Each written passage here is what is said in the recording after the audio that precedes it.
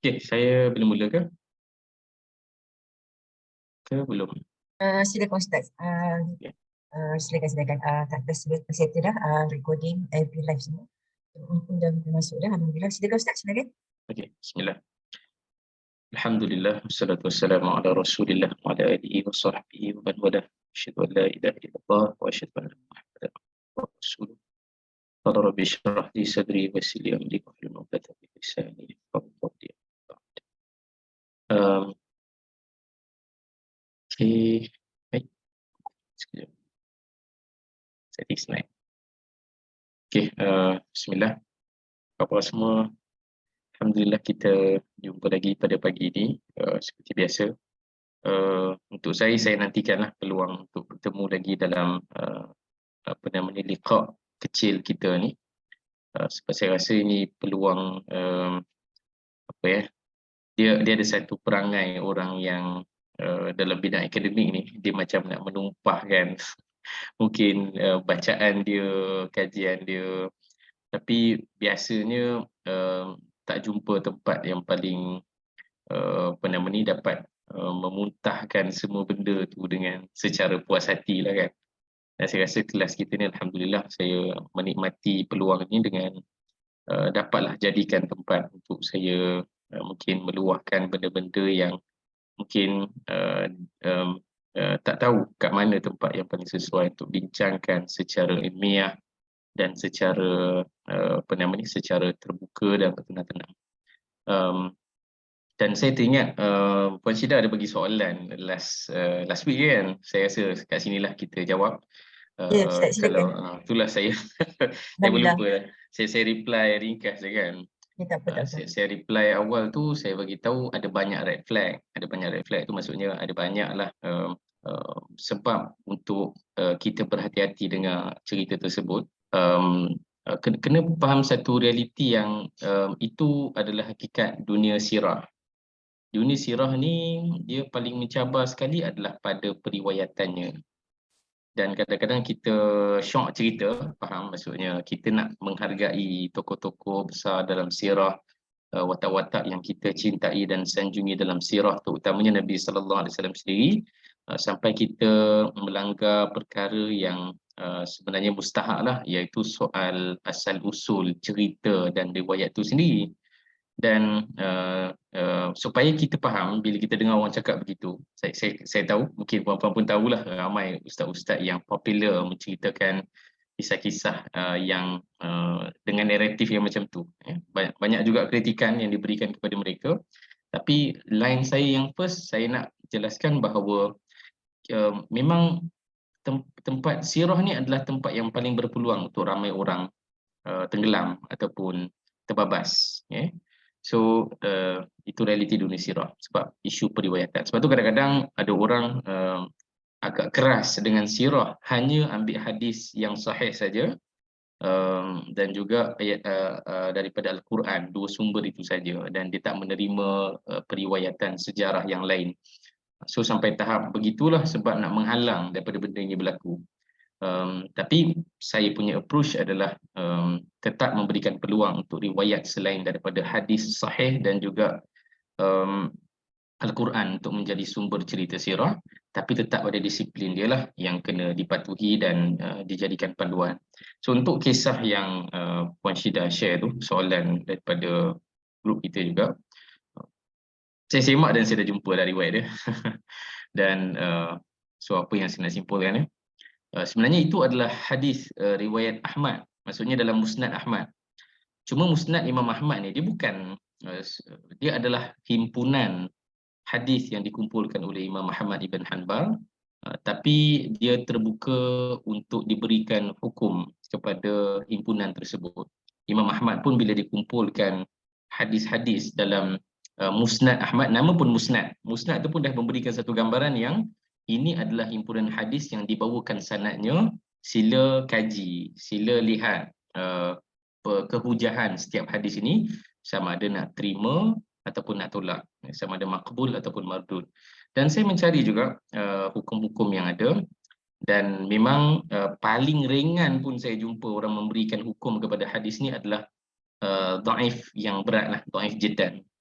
So kalau yang paling berat sekali maudhu' Ibn Hajar of course dia nama yang paling besar sekali dalam meletakkan hukum hadis juga. Ibn Hajar memang ada satu buku namanya apa buku dia?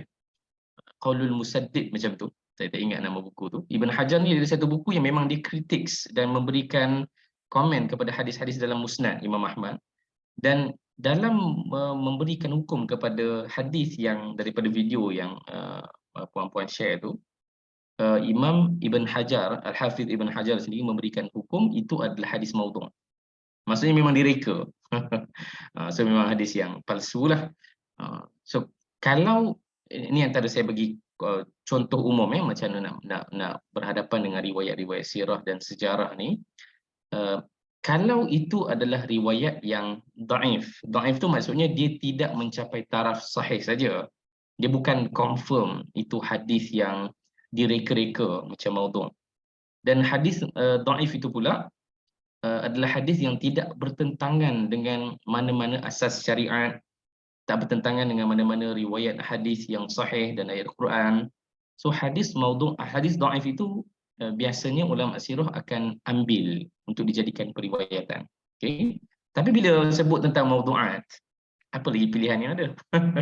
Pilihannya adalah tak boleh. Pilihan yang ada adalah tak boleh. So cerita tu adalah cerita yang maudhu' lah, direka-reka. Memang diletakkan hukum maudhu', direka. So mungkin siapa yang mampu untuk sampaikan dengan berhemah bolehlah sampaikan kepada sesiapalah yang rasa sesuai untuk mengetahui tentang kes hadis Fatimah tadi. Dan of course Fatimah adalah watak yang paling menjadi kegemaran sekali para pencipta hadis-hadis maudhu' ini untuk diletakkan cerita-cerita yang ajaib, cerita-cerita yang luar biasa tentang dia. So kerana of course kita dah cerita panjang tentang Syiah kan, so Fatimah adalah target yang paling berbaloi lah. Sebab hadis maudhu' ni dia ada orang yang berkepentingan untuk cipta hadis tersebut. Sebab tu dia wujud. Dan pihak yang paling berkepentingan di awal sejarah Islam adalah Syiah lah. Syiah adalah pihak yang paling berkepentingan sekali. Sebab tu sebahagian pengkaji sejarah dan sirah Nabi pun bahkan dia meletakkan ini periwayat yang mutasyai' ataupun tidak. Maksudnya dia ada terpengaruh dengan Syiah ataupun tidak, untuk memastikan riwayat-riwayat yang boleh digunakan ataupun tidak. So itu komen umum saya lah tentang kes yang dibawa tadi. Terima kasih kerana bertanya. Dan saya lalukanlah, kalau nak bertanya lagi pada bila-bila masa saya okey je. Cuma jawabnya itulah kadang-kadang lambat sikit. Okay, so insyaAllah pagi ni kita akan bersama dengan Asma binti Yazid. Saya cadang dua nama, Asma binti Yazid dan juga Asma binti Umais. Tapi saya duk study tentang Asma binti Yazid ni banyak pula ceritanya. So saya rasa macam lebih baik kita fokus Asma binti Yazid saja untuk kita ambil sebanyak mungkin pelajaran lah daripada kehidupan beliau. So Asma binti Umais kita mungkin tolak next 2 weeks untuk kita melihat cerita tentang Asma binti Umais. So pagi ni Asma binti Yazid radhiyallahu anha. Macam mana kita nak mulakan? Macam biasa, kita akan start dengan profil kepada Asma binti Yazid. Dan mungkin kita banyak mengenali nama Asma dalam Sirah Nabawiyah. Last pun kita cerita tentang Asma binti Abi Bakar. Rupanya ibu kepada Abu Jahal pun namanya Asma juga, Asma binti Makhramah. Yang rupanya seorang sahabiat. Saya harap nanti kita boleh explore ibu Abu Jahal. Sebab dia sahabiah. Itu yang menarik dia. Dia sahabiah, anak dia Fir'aun kan, Fir'aun Hadil Ummah. Apa lagi? Asma binti Amru, peserta perjanjian Aqabah. Apa lagi? Dan lain-lain Asma lah yang kita boleh jumpa sepanjang kita membaca sirah. Tapi ini adalah Asma yang kalau saya boleh letakkan Asma dalam kalangan orang Ansar yang paling popular sekali. Ini adalah Asma Al-Ansariyah. Memang gelaran dia pun Asma Al-Ansariyah. Ataupun nama lain dia adalah Ummu Salamah Al-Ansariyah. Nama gelaran dia adalah Ummu Salamah. Saya pun duk cari juga. Saya saja Google gambar makam dia dekat mana. Nanti kat ujung nanti saya tunjuk gambar dia. Uh, makam Asma binti Yazid Al-Ansariyah ini dekat Damsyik. Tapi kalau pergi Damsyik, pergi tempat makam Asma binti Yazid ni, kat situ dia tulis makam Ummu Salamah, zaujatun Nabi. Dia terletak kat situ makam Ummu Salamah, isteri Nabi. Sedangkan dalam dalam kitab apa nama ni, terjemah, maksudnya kitab biografi, memang dikatakan makam yang ada dekat situ adalah Ummu Salamah yang ini, Asma binti Yazid, bukan Ummu Salamah isteri Nabi. Sebab isteri Nabi SAW semuanya dimakamkan di Baqi'. Semua, tak ada seorang pun yang keluar daripada Madinah dan meninggal dunia di luar Madinah. Saya ini pun maklumat baru juga. Saya pun tak pernah pergi ke Syria dalam tempoh yang lama. Saya pernah pergi Syria 1 hari je. Tak sempat pergi tengok semua tempat. Tapi di sana ada makam Ummu Salamah Al-Ansariyah merujuk kepada Asma binti Yazid, bukan Ummu Salamah isteri Nabi.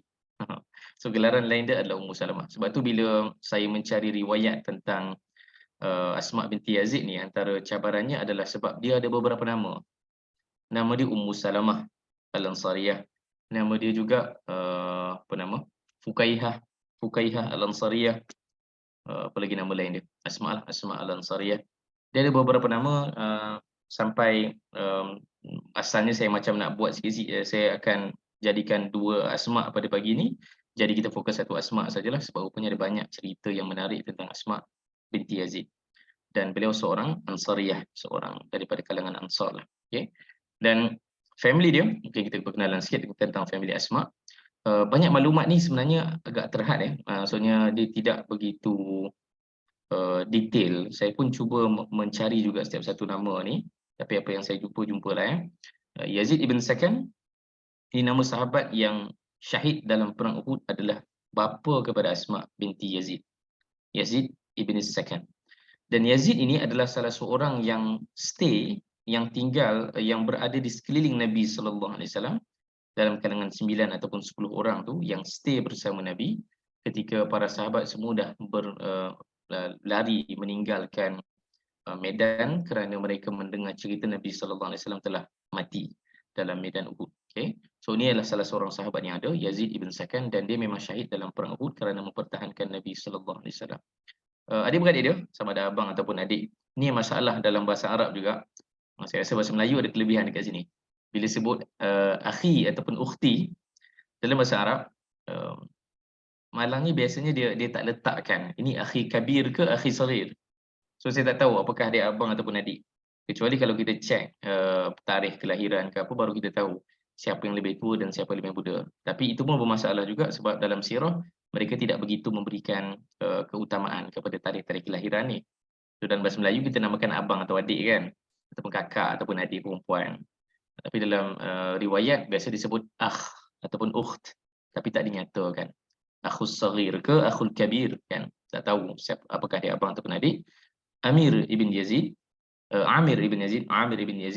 syahid dalam medan Uhud juga, sama macam ayah kepada Asma binti Yazid juga. Asma ni bernikah dengan Amir ibn Nabi. Okay. Amir ibn Nabi. Apa saya nak sebut tentang Amir ibn Nabi ni? Saya tak tahu, saya tak ada maklumat tentang dia. Saya menjangkakan barangkali memang dia tidak memeluk Islam ataupun dia meninggal dunia sebelum ketibaan Nabi sallallahu alaihi wasallam. Sebab Amir ibn Nabi ni tak ada data tentang dia, dan satu lagi ada satu tafsiran ayat Al-Quran tentang apa nama ni? Tentang iddah mutallaqat, merujuk kepada kisah Asma binti Yazid sendiri. Dan dikatakan dia adalah orang pertama yang diceraikan di zaman Madinah. So, maksudnya ketika ayat tentang talak itu turun, wanita pertama yang dirujuk sebagai kes pertama penceraian di Madinah adalah Asma binti Yazid. Maka saya tak tahu macam mana nak simpulkan apakah dia diceraikan oleh Amir ibn Nabi sendiri, wallahu alam, tapi itulah tafsiran yang paling dekat sekali. Barangkali dia diceraikan oleh suami dia dan suami dia tak perlu Islam pun. Wallahu alam. Anak dia ada beberapa nama yang kita jumpa. 2 saja yang saya jumpa lah, saya tak jumpa yang lain. 2 saya jumpa. 2 ke 3? 2 orang yang saya jumpa. Anak kepada Asma binti Yazid, dan kedua-dua anak ini adalah bin kepada Amir ibn Nabi. So bila dia bin kepada Amir ibn Nabi, memang saya jangkakan Asma ni barangkali dia tidak bernikah lagi selepas bercerai dengan suaminya yang pertama. Wallahualam, saya tak tahu. Dan uh, anak yang pertama adalah Ummu Hibban. Saya pun tak dapat banyak cerita tentang dia, tapi Ummu Hibban ni saya jumpa nama dia dalam periwayat hadis. Bila semak-semak, dia adalah bintu Amir ibn Nabi. Dan satu lagi nama yang saya jumpa adalah Uqbah ibn Amir lah, dan ini nama yang popular dalam kalangan sahabat sebenarnya, sebab Uqbah ibn Amir ni adalah 6 orang yang bertemu dengan Nabi sallallahu alaihi wasallam di Mina buat kali pertama. 6 orang dalam kalangan Ansar, orang muda Ansar yang bertemu dengan Nabi, yang sama ada peluk Islam ketika itu atau peluk Islam selepas itu, dan dia pun menyertai perjanjian Aqabah pertama, perjanjian Aqabah kedua. So ini adalah Uqbah ibn Amir yang syahid dalam perang Yamamah sebenarnya dia. Saya semak dia syahid dalam perang Yamamah pada zaman Abu Bakar As-Siddiq. So Uqbah ni sahabat yang besarlah, banyak jihad dengan Nabi sallallahu alaihi wasallam. So itu setakat yang saya tahulah tentang keluarga Asma binti Yazid. Sebab saya tak jumpa the whole family tree tu, saya tak jumpa. Maka ini apa yang saya boleh carilah, cebisan-cebisan di sana sini. Ini adalah family Asma binti Yazid. Baik, peluk Islam di tangan Mus'ab ibn Umair, dan ini adalah kenyataan yang paling menyebabkan kita mengangkat dia sebagai Asma Al-Ansariyah, kerana ada Ansar, Asma apa nama ni, Asma Al-Muhajirat, tapi Asma yang ini adalah Asma Al-Ansariyah kerana dia telah memeluk Islam di tangan Mus'ab ibn Umair, delegasi ataupun diplomat Islam yang Nabi utus ke Madinah selepas perjanjian Aqabah yang pertama. Okay. Dan Mus'ab bin Umair ni of course nama yang besar. Perjanjian Aqabah pertama pula. Lepas perjanjian Aqabah pertama Mus'ab dihantar. Sudah maklumat saya ni. Mus'ab bin Umair dihantar sebelum perjanjian Aqabah pertama ke selepas perjanjian Aqabah pertama? Nanti saya semak dah, mudah pening pula kepala saya ni.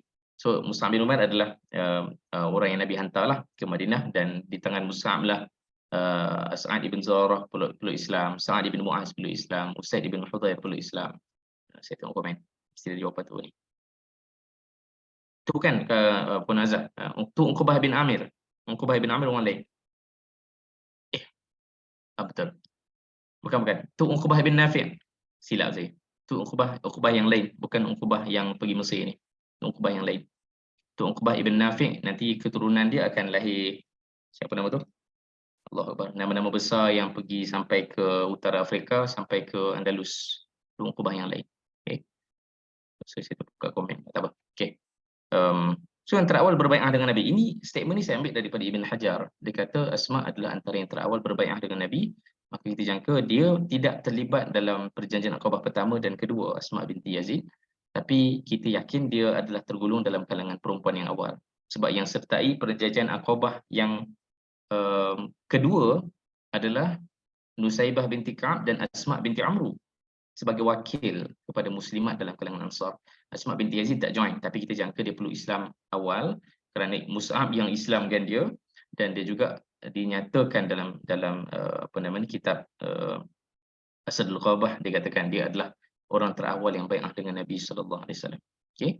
So gelaran dia adalah Ummu Salamah Al-Ansariyah, Khatibatun Nisa. Khatibatun Nisa. Ini akan kita tengok nanti apa yang menyebabkan dia terkenal dengan nama itu. Bukan Nabi yang beri nama itu, tapi ini adalah para penulis biografi para sahabat. Mereka menggelar Asma binti Yazid ini sebagai Khatibatun Nisa. Khatibatun Nisa ini maksudnya apa? Khatibah maksudnya khatib, pengucap kan, pembicara, spokesperson. Dia adalah spokesperson bagi para sahabiat. Dan ini menandakan kita boleh belajar macam-macam benda barulah dalam kisah Asma binti Yazid, sebab kita boleh jangka yang barangkali perempuan dalam sirah ni macam agak agak tenggelam sikit ceritanya. Barangkali tak ada cerita-cerita heroik yang kita boleh temui dalam sirah tentang perempuan. Tapi untuk kita tahu bahawa perempuan dalam sirah ni ada seorang digelar Khatibatun Nisa, spokesperson ataupun orang yang akan menjadi juru bicara bagi para sahabiat di dalam generasi sirah itu sendiri. Kita akan belajar beberapa perkara barulah dalam kelas kita hari ini. Dan dia terkenal juga, bila kita cerita tentang Aisyah sebelum ni, majlis Aisyah, selama ni kita sebut ada watak Asma binti Yazid ni juga, dia sebagai pengurus walimah tu, dia menyediakan Aisyah lah. Dia ada dalam majlis yang Nabi SAW minum susu dan Nabi beri kepada Aisyah. So dalam riwayat tu dia ada sekali Asma binti Yazid. Dan dalam buku biografi sahabiat dan sahabat menceritakan yang Asma binti Yazid ni dia sebagai penghibur. Dia macam, saya dah tahu kalau dalam majlis ada nyanyian ke apa, dia menyanyi dalam majlis Aisyah radhiyallahu anha. Dan kita boleh bayangkan hiburan tu berlaku sesama sahabiat lah, maksudnya sesama wanita saja. Sebab itu yang disebut dalam kitab biografi. Dan ini budaya, maksudnya ini satu budaya masyarakat zaman tu. Arab sampai sekarang pun, kalau tapi dia dah jadi lain sikit. Arab sampai sekarang pun dia perempuan tu dia akan ada majlis sendiri. Tak ingat waktu kat Jordan dulu, saya pernah ikut lah macam mana majlis walimah orang Arab ni macam mana. Dia ada macam-macam juga dia punya acara dia. Kalau macam dalam tradisi kita di alam Melayu ni, ada apa nama dia? Dah lupa dah saya. Saya pun dah tak ikut dah budaya Melayu yang detail dalam berwalimah ni. Tapi kalau Arab ni dia macam ada majlis Marhaban Ustaz. Marhaban kot, marhaban. Marhaban ya, majlis walimah orang Melayu. Saya tak tahulah. Tapi dia Bila malam apa? Dia panggil malam apa? Malam berembun. Tak ingat saya. Malam berinai. Malam berinai. Saya tak ingat. Saya ada sebahagian ahli keluarga saya yang menikah, dia memang betul-betul ikut dia punya adat tu. Saya lupa dah. Tapi orang Arab ni ada satu adat. Dan saya jangka adat tu memang dibawa daripada zaman Nabi SAW. Maksudnya Arab zaman Nabi.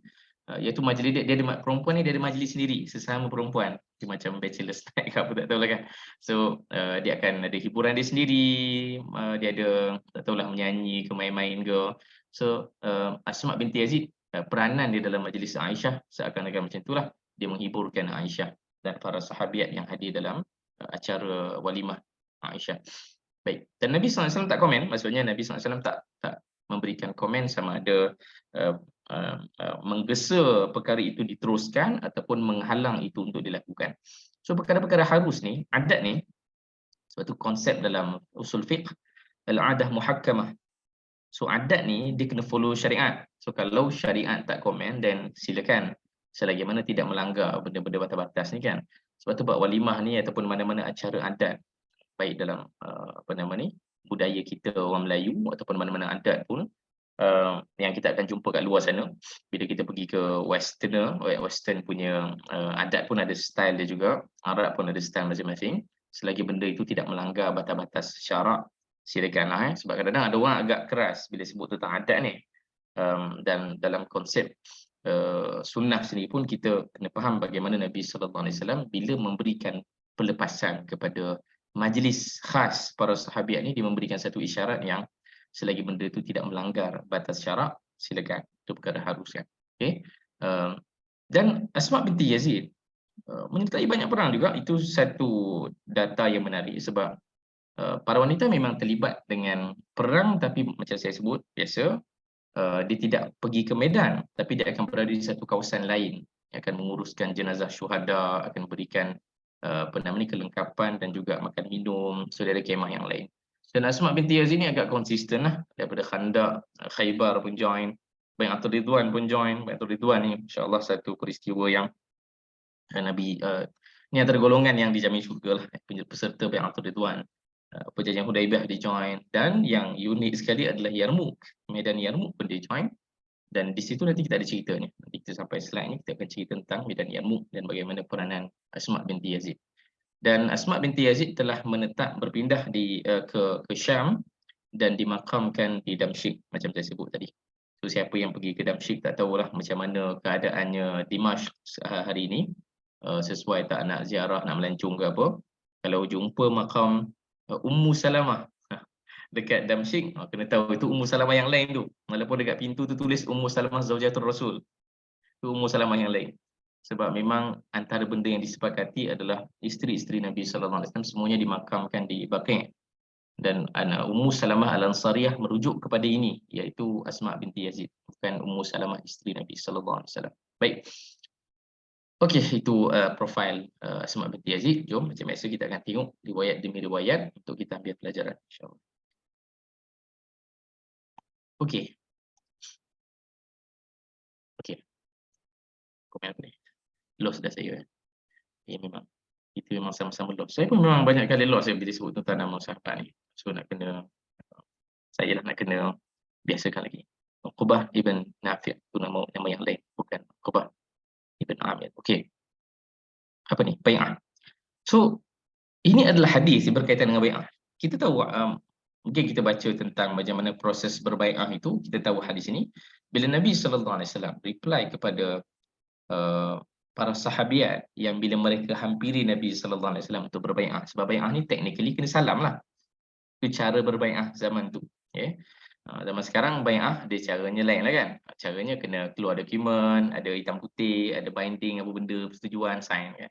So, zaman tu kerana ini bukan zaman yang ada dokumentasi ke apa, maka cara yang paling simple untuk kutip undian ataupun kutip persetujuan, menyatakan persetujuan adalah berbai'ah dengan cara berjabat tangan. Dan Nabi sebut bila para wanita Ansar mendekati Nabi sallallahu alaihi wasallam, seakan-akan nak salam Nabi lah, sebab technically masyarakat jahiliah mereka bila mengambil undi ni ataupun bersetuju kepada sesuatu, of course tak ada batas lah kan. Bukan saja tak ada batas aurat, tak ada batas syariat antara lelaki dengan perempuan, bahkan of course bersalaman lagi lah boleh kan. Maka para Ansariyah ni pun mendekati Nabi sallallahu alaihi wasallam dan Nabi reply, inni lastu usafihun nisa. Aku tidak bersalaman dengan perempuan. Okay. Dan ini memang satu situasi khusus untuk Nabi sallallahu alaihi wasallam. Ada tafsiran sebenarnya kenapa Nabi sebut penafian ni. Apakah lelaki lain boleh salam dengan perempuan? Itu soalan yang muncul kan. Kenapa Nabi sebut macam tu? Adakah maksudnya sahabat yang lain, lelaki yang lain boleh salam dengan perempuan yang ajnabi, yang bukan mahram? Kalau ikut situasi untuk kita faham, syariat ini berkembang daripada semasa demi semasa. Nanti baru akan diletakkan syariat yang lebih terperinci tentang perhubungan antara dua gender ni, lelaki dengan perempuan. Baik pakai hijab ke, apa lagi, baik pasal mengangkat suara ke, baik pasal nuhah ataupun nuhah tu apa ya? Menangis meratap ke, semua itu akan disebutkan kemudian dalam syariat. Dia muncul kemudian.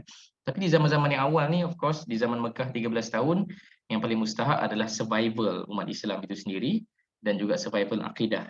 Maka bila sampai ke Madinah, ini antara hadis-hadis yang awal, maka barangkali dijangkakan, saya membaca juga tafsiran yang ada, barangkali masa itu belum lagi ada satu syariat khas bahawa lelaki dengan perempuan ajnabi ini tak boleh menyentuh, tak boleh bersentuhan.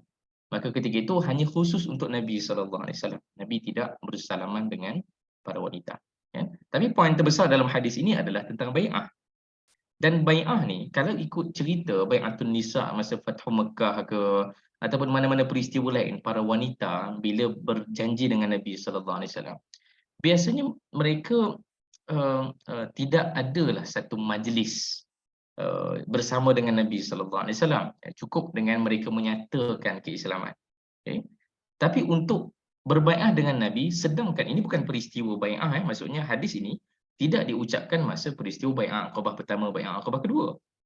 Ini hadis disebutkan dalam peristiwa lain. Ada satu sekumpulan, kalau hadis ini lebih panjang, ada sekumpulan wanita bertemu dengan Nabi sallallahu alaihi wasallam nak berbai'ah. Okay. Manakala mereka tak join perjanjian Aqabah pertama, Aqabah kedua, maka mereka rasa mereka nak berbai'ah di depan Nabi sallallahu alaihi wasallam.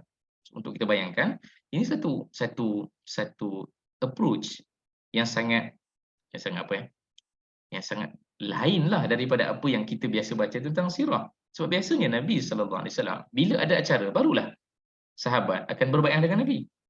Jadi bukan sahabat tu yang approach. Ini dalam kes ni para wanita ni yang approach Nabi sallallahu alaihi wasallam. So ini satu benda yang agak pelik untuk berlaku, sebagaimana peliknya Umar Al-Khattab lah. Umar Al-Khattab pernah cakap pada Nabi sallallahu alaihi wasallam, perempuan Ansar ni lain. ini antara komen Umar Al-Khattab tentang perempuan Ansar. Dan hadis Umar Al-Khattab ini, riwayat itu saya ambil daripada kisah Nabi lagi rumah tu. Ada hadis panjang yang Ibn Abbas riwayatkan. Dan ketika Umar naik ke Masyrubah, tempat Nabi bersendirian tu, Umar cakap benda itulah. Dia kata, perempuan Ansar ni lain lah. Dulu kat Mekah perempuan kita macam ni. Bila datang ke sini tempat Ansar ni, perempuan ni lain. Dan Nabi tak reply. Nabi tak reply tu dengan maksud silakanlah perempuan untuk jadi apa saja selagi tak langgar syariat kan. Maksudnya personality ke, approach ke, ikut budaya masing-masing. Dan perempuan Ansar ni memang agak bold dia punya karakter dia. Ini adalah sekumpulan orang Ansar jumpa Nabi SAW nak berbaiat. Peliklah kan. Biasanya Nabi lah yang akan cakap, jom kita jumpa di sekian-sekian tempat, kita berbaiat. So itu poin besar dia dalam slide ni. Untuk kita faham, Asma binti Yazid juga adalah salah seorang dan dalam peristiwa ni untuk berbaiat dengan Nabi SAW. Dan of course kita dah sebut tadi menyertai perjanjian bai'atul Ridwan, dia pun ada di situ, satu perjanjian yang berlaku kerana nak bela Uthman ibn Affan yang dikhabarkan telah dibunuh kan sebagai tawanan ketika umat Islam nak tunaikan umrah ketika itu. Dan perjanjian bai'atul Ridwan itulah yang membawa kepada perjanjian Hudaibiyah yang turut disertai oleh Asma binti Yazid sekali lagi. Kedua peristiwa besar ni disertai oleh Asma binti Yazid. Di zaman yang para perempuan, kena bayangkan Amerika Syarikat sendiri, negara yang paling moden sekali lah atas muka bumi ni kan. Dari sudut sejarahnya, perempuan, saya tak ingat nombornya yang tepat, tapi sekitar tahun 1980-an ataupun 1970-an, barulah perempuan diberikan hak untuk mengundi. Maksudnya sebelum itu perempuan tak berhak untuk mengundi pun. So betapa uniknya sejarah ni kerana negara yang claim dia negara yang paling memberikan hak kepada semua golongan, tapi rupanya dia mempunyai sejarah yang agak pelik jugalah. Bermula dengan orang kulit hitam tak boleh mengundi, kemudian bila diberi hak kepada orang kulit hitam, barulah diberi hak kepada perempuan pula untuk mengundi. Sedangkan sebelum itu perempuan tidak ada hak untuk mengundi. So, di zaman Nabi SAW, bukan saja perempuan itu berhak untuk mengundi ataupun berhak untuk menyatakan baiat kepada Nabi SAW, bahkan perempuan itu yang approach Nabi SAW, Asma binti Yazid dan kawan-kawannya. Okay. So, ini cerita pertama tentang Asma binti Yazid, kira antara cerita awal dengan Nabi SAW. Dan dalam peristiwa yang lain, Asma binti Yazid riwayatkan, ini Asma binti Yazid yang riwayat sendiri. Dia kata, anna Rasulullah SAW marra fil masjid yawman wa usbatun minan nisa. Nabi SAW berjalan di masjid pada satu hari dan wa usbatun minan nisa qu'udan. Ada sekumpulan perempuan sedang duduk. Ya, dalam kalau ikutkan hadis ini menggambarkan dia dalam masjid. Ya, fil masjid maksudnya di dalam masjid Nabi lalu dan ada sekumpulan perempuan sedang duduk. Fa'alwa biyadihi bitaslim. Dan Nabi SAW angkat tangan memberikan isyarat salam kepada perempuan yang duduk itu. Apa istimewanya hadis ini? Ini Asma binti Yazid yang riwayat. Saya akan tertarik dengan perkataan usbatun minan nisa'i qu'un. Selalu macam kita dalam kepala saya sendiri pun, dalam kepala saya dulu, saya fikir dalam masjid Nabi ni perempuan je lah. Ya, maksudnya tak ada orang, lelaki sajalah, tak ada perempuan. Dan biasanya banyak acara tu melibatkan lelaki saja. Okay. Tapi untuk kita tahu yang ada usbatun minan nisa, ada sekumpulan perempuan sedang duduk-duduk di dalam Masjid Nabawi dan ada majlis mereka sendiri dan Nabi SAW bahkan angkat tangan memberi salam kepada mereka, menunjukkan yang ini satu perkara yang istimewa di mata Nabi SAW dan Asma binti Yazid ada dalam peristiwa tersebut. Ini akan menimbulkan nama Asma nanti dalam hadis-hadis yang kemudian, bagaimana para wanita ini dia ada satu kumpulan khusus, macam satu kelab lah, macam perempuan lah kot ya, kelab-kelab para perempuan yang ada apa, ini masih awal lagi ya, kalau ikut hadis ni dia macam menggambarkan okay, perkumpulan ni masih baru nak berkumpul ni. Biasa lama-lama baru nampak kan, dia ada dah mula komplain, dah mula tu. Kita akan tengok nanti macam mana perkembangan masyarakat perempuan di Madinah ni, dan Asma binti Yazid ada dalam peristiwa tersebut, bagaimana dia rasa dia dihargai bila Nabi SAW angkat tangan. Of course, antara perkara yang mungkin kita fikirkan, antara perhubungan dua gender ni kan, Nabi SAW angkat tangan kepada perempuan. Saya baca juga ada syarah kepada hadis ni yang katakan itu khas untuk Nabi SAW saja. Sahabat lain tak buat. Okay.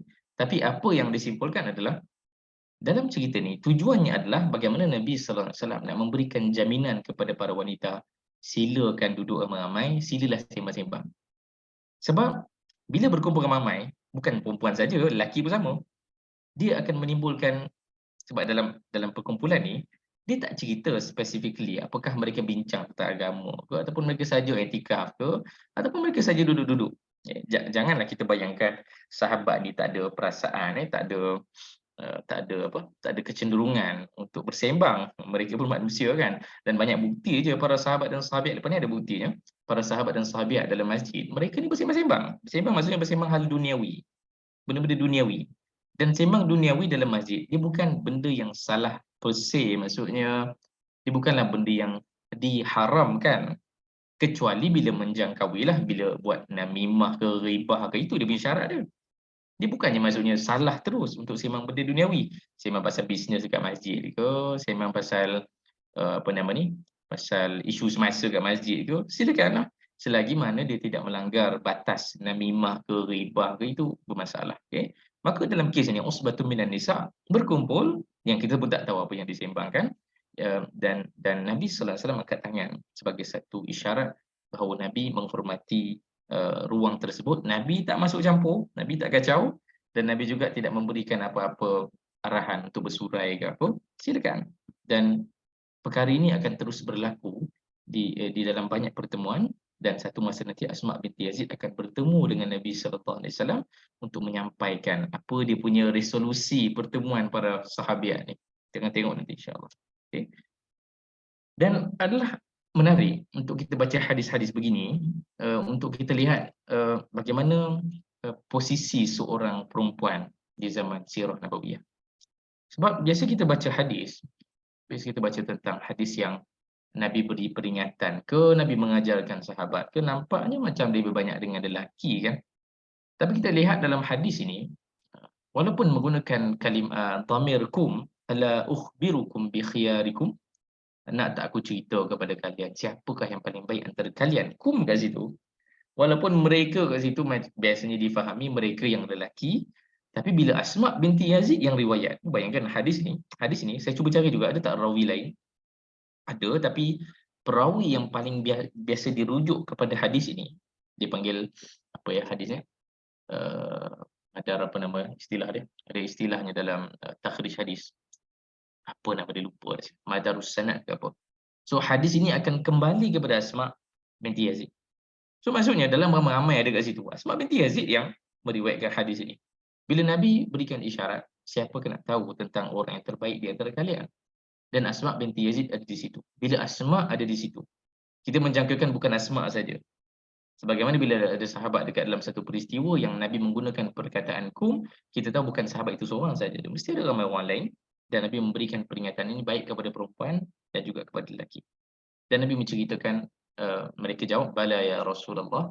Dan Nabi sebut, alladzina idza ru'u, idza ru'u, iaitu mereka yang idza ru'u, kalaulah orang-orang lain melihat dirinya, iaitu diri seseorang tu, zukirallah, dia akan memberikan perkataan yang paling baik ni. Kalau kita melihat orang tu, kita akan ingat kepada Allah Ta'ala. Itulah orang paling baik. Dengan maksudnya yang lain, apatah lagi kalau orang tu beri peringatan, orang tu berdakwah dan sebagainya lah. Tapi dengan melihat wajahnya saja kita dah tahu, kita akan ingat kepada Allah Ta'ala. So ini adalah orang yang terbaik sekali. Dan Nabi sebut sekali lagi, siapa pula yang paling terburuk sekali. Saya tak terjemah pula bawah tu kan. Saya clear copy sebenarnya. Maukah kalian aku beritakan tentang orang yang terburuk pula antara kalian. Okay. Bisyararikum al-masya'una bin namimah. Iaitu mereka yang suka bernamimah. Namimah ni adu domba. Adu domba ni perkataan bahasa Melayu. Adu domba tu maksudnya domba tu lembu domba. Adu domba maksudnya kita suruh dua lembu bergaduh. Adu domba tu adalah dua kita menghasut orang untuk bergaduh. Sekarang ni orang sebut pasal harta hasutan.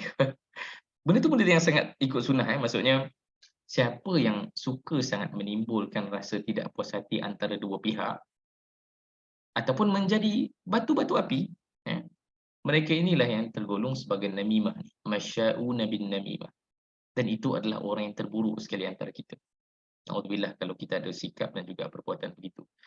Sebab tu saya pun dah berlalu dah zaman semangat politik saya. Lepas pihak ni kan. Zaman semangat politik tu dah berlalu dah. Sebab saya rasa kita sebagai orang awam, of course, silakan kalau nak jadi aktivis politik ke apa, memang itu pun perkara yang satu ruang amal yang besar juga. Cuma saya rasa saya takut berada dalam situasi yang sangat berpotensi untuk melakukan adu domba dan sebagainya. Sebab saya gagal menahan diri saya daripada buat benda tu bila zaman aktif bincang politik dan sebagainya kan. Tak salah, cumanya kena sedarlah ada had dia dan Nabi berikan had tersebut. Al-masya'una bin namimah adalah orang yang terburuk sekali. Al-mufsiduna bainal ahibbah, yang merosakkan hubungan antara dua orang yang bercinta. Dua orang ni baik je, tapi dia rosakkan hubungannya. Wal-baghuna lil bara'il anat. Apa maksud dia? Saya pun mencari juga apa tafsiran dia. Tapi ringkasnya tafsiran al-baghuna lil bura'il anat. Maksudnya adalah mereka yang mempelecehkan ataupun memperlekehkan orang-orang tertentu. Okay. So ini adalah tiga orang yang Nabi kata orang paling buruk sekali. Dan dalam peristiwa ni Asma binti Yazid ada di situ. Poin dalam slide ini adalah nak beritahu yang Asma menghadiri majlis Nabi sallallahu alaihi wasallam. Dan bukan hadis ini saja. Ada banyak hadis lain yang saya temui yang diriwayatkan oleh Ummu Salamah Al-Ansariyah merujuk kepada Asma binti Yazid. Dia dengar hadis-hadis Nabi sallallahu alaihi wasallam dalam majlis Nabi. Nabi ada majlis dia dan dia ada di situ. Sebab tu salahlah kalau kita lukis gambar ataupun ada orang lukis gambar halaqah ilmu kan. Dia peliklah kalau tak ada perempuan kat situ. Sebab Asma dengar hadis ni. Dan ni zaman bukan ada mikrofon. Ini zaman yang bukan ada mikrofon. Dan of course Nabi pun manusia. Suara Nabi bukannya boleh bergema satu masjid kan. Dan Nabi SAW pun terkenal sebagai seorang yang bila mengajar, bila sampaikan satu ilmu itu Nabi akan bertenang. Macam mana nak bertenang kalau jerit-jerit? Maka majlis ilmu Nabi SAW ni yang dapat akses adalah orang-orang terpilih. Sebab kalau kita ingat hadis Umar Al-Khattab, Umar bercakap kepada sahabat, siapa yang dengar satu hadis daripada Nabi SAW, beritahu kepada aku. Sebab dia ada kalanya dia sendiri pun tak sempat hadir majlis Nabi SAW. Okay.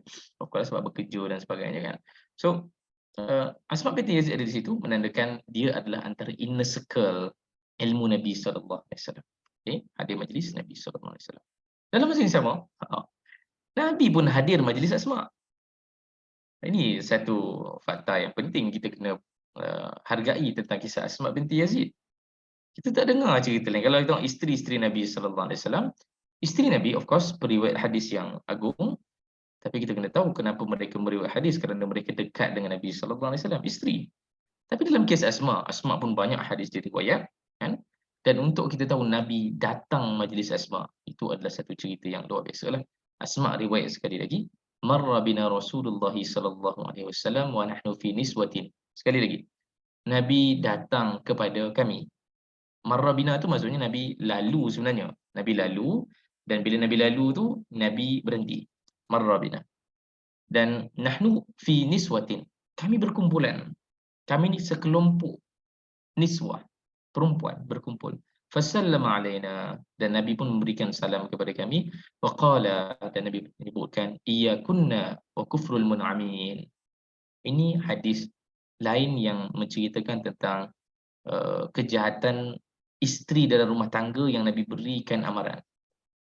Sebelum ni kita ada sebut juga tentang hadis, tapi hadis yang lain tentang kufranul ashir. Kalau ingat dulu masa awal dulu kita berkenalan dulu, kalau apa ingat, saya ada cerita tentang Nabi sebut dekat neraka ada ramai perempuan. Dah ingat hadis tu lagi? Saya pernah sebut dekat kelas kita. Nabi nampak dekat neraka ada ramai perempuan. Dan para muslimat pun tanya kepada Nabi sallallahu alaihi wasallam, kenapa pula ramai perempuan? Dan Nabi sebut tentang kufranul ashir. Dia banyak kufur kepada perhubungannya dengan pasangan dia. Ini hadis lain tapi diriwayatkan oleh Asma binti Yazid dengan bentuk yang berbeza, dan ini lebih special sebab Nabi datang jumpa mereka. Dan ini adalah perkara, kalau saya boleh sebut secara budayanya, masyarakat zaman tu, dosa paling besar yang berpotensi dibuat oleh perempuan adalah benda ni. Dosa paling besar yang berpotensi dibuat oleh perempuan zaman tu adalah ni. Lelaki ada dosa-dosa lain kan? Dosa lelaki lagi dahsyat sampai tahap bunuh orang, sampai tahap khianat Nabi sallallahu alaihi wasallam. Tapi kita tak dengar cerita perempuan khianat Nabi. Kita tak dengar cerita perempuan khianat Nabi, kecuali dalam kes Hatib bin Abi Balta'ah. Hatib bin Abi Balta'ah yang dia utuskan perempuan kan? Dia utuskan seorang perempuan, tapi itu pun orang suruhan dia. Bukannya sahabiat yang besar. Dia adalah orang suruhan Hatib bin Abi Balta'ah. untuk sampaikan berita kepada keluarga Hatib di Mekah bahawa Nabi tengah on the way. Itu riwayat tu, utusan Hatib adalah seorang perempuan. Tapi kita tak dengar sangat cerita perempuan bunuh orang ke, perempuan apa nama ni, terlibat dengan dosa-dosa besar yang khianat Nabi ke, sampai Nabi hukum ke, tak ada. Kisah apa? Kisah 3 orang yang menantikan keputusan keputusan Allah Taala sama ada diampuni ataupun tidak. Itu lelaki semua. Perempuan ni dosa paling besar adalah ni. Ni secara relatif maksudnya supaya kita faham kenapa Nabi nasihatkan benda ni dan ini adalah nasihat yang paling berat sekali. Manusia dia paling payah sekali, manusia dia payah nak menerima benda salah yang dibuat. Sama ada saya ataupun perempuan, saya rasa kita sama je lah. Iaitu kita paling payah sekali kita nak terima realiti salah yang kita buat. Dan Nabi telah beritahu kepada sekumpulan wanita ni, dan Asma ada di situ. Nabi kata, "Iyyakunna wa kufrul mun'amin." Kamu kena jauhi kekufuran kepada nikmat. Kufur nikmat. Mungkin ada soalan sebelum ni pun tanya pasal kufur nikmat kan. Kufrul mun'amin itu maksudnya kufur nikmat. Okay.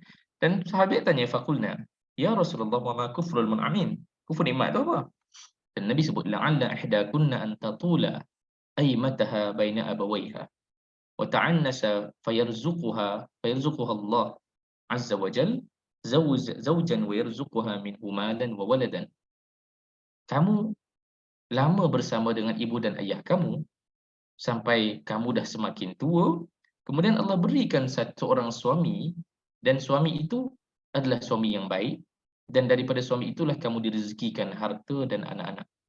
Fataghdaba, dan kamu pula marah, ghadbatan, fataqul ma ra'aitu minhu yawman khairan qad.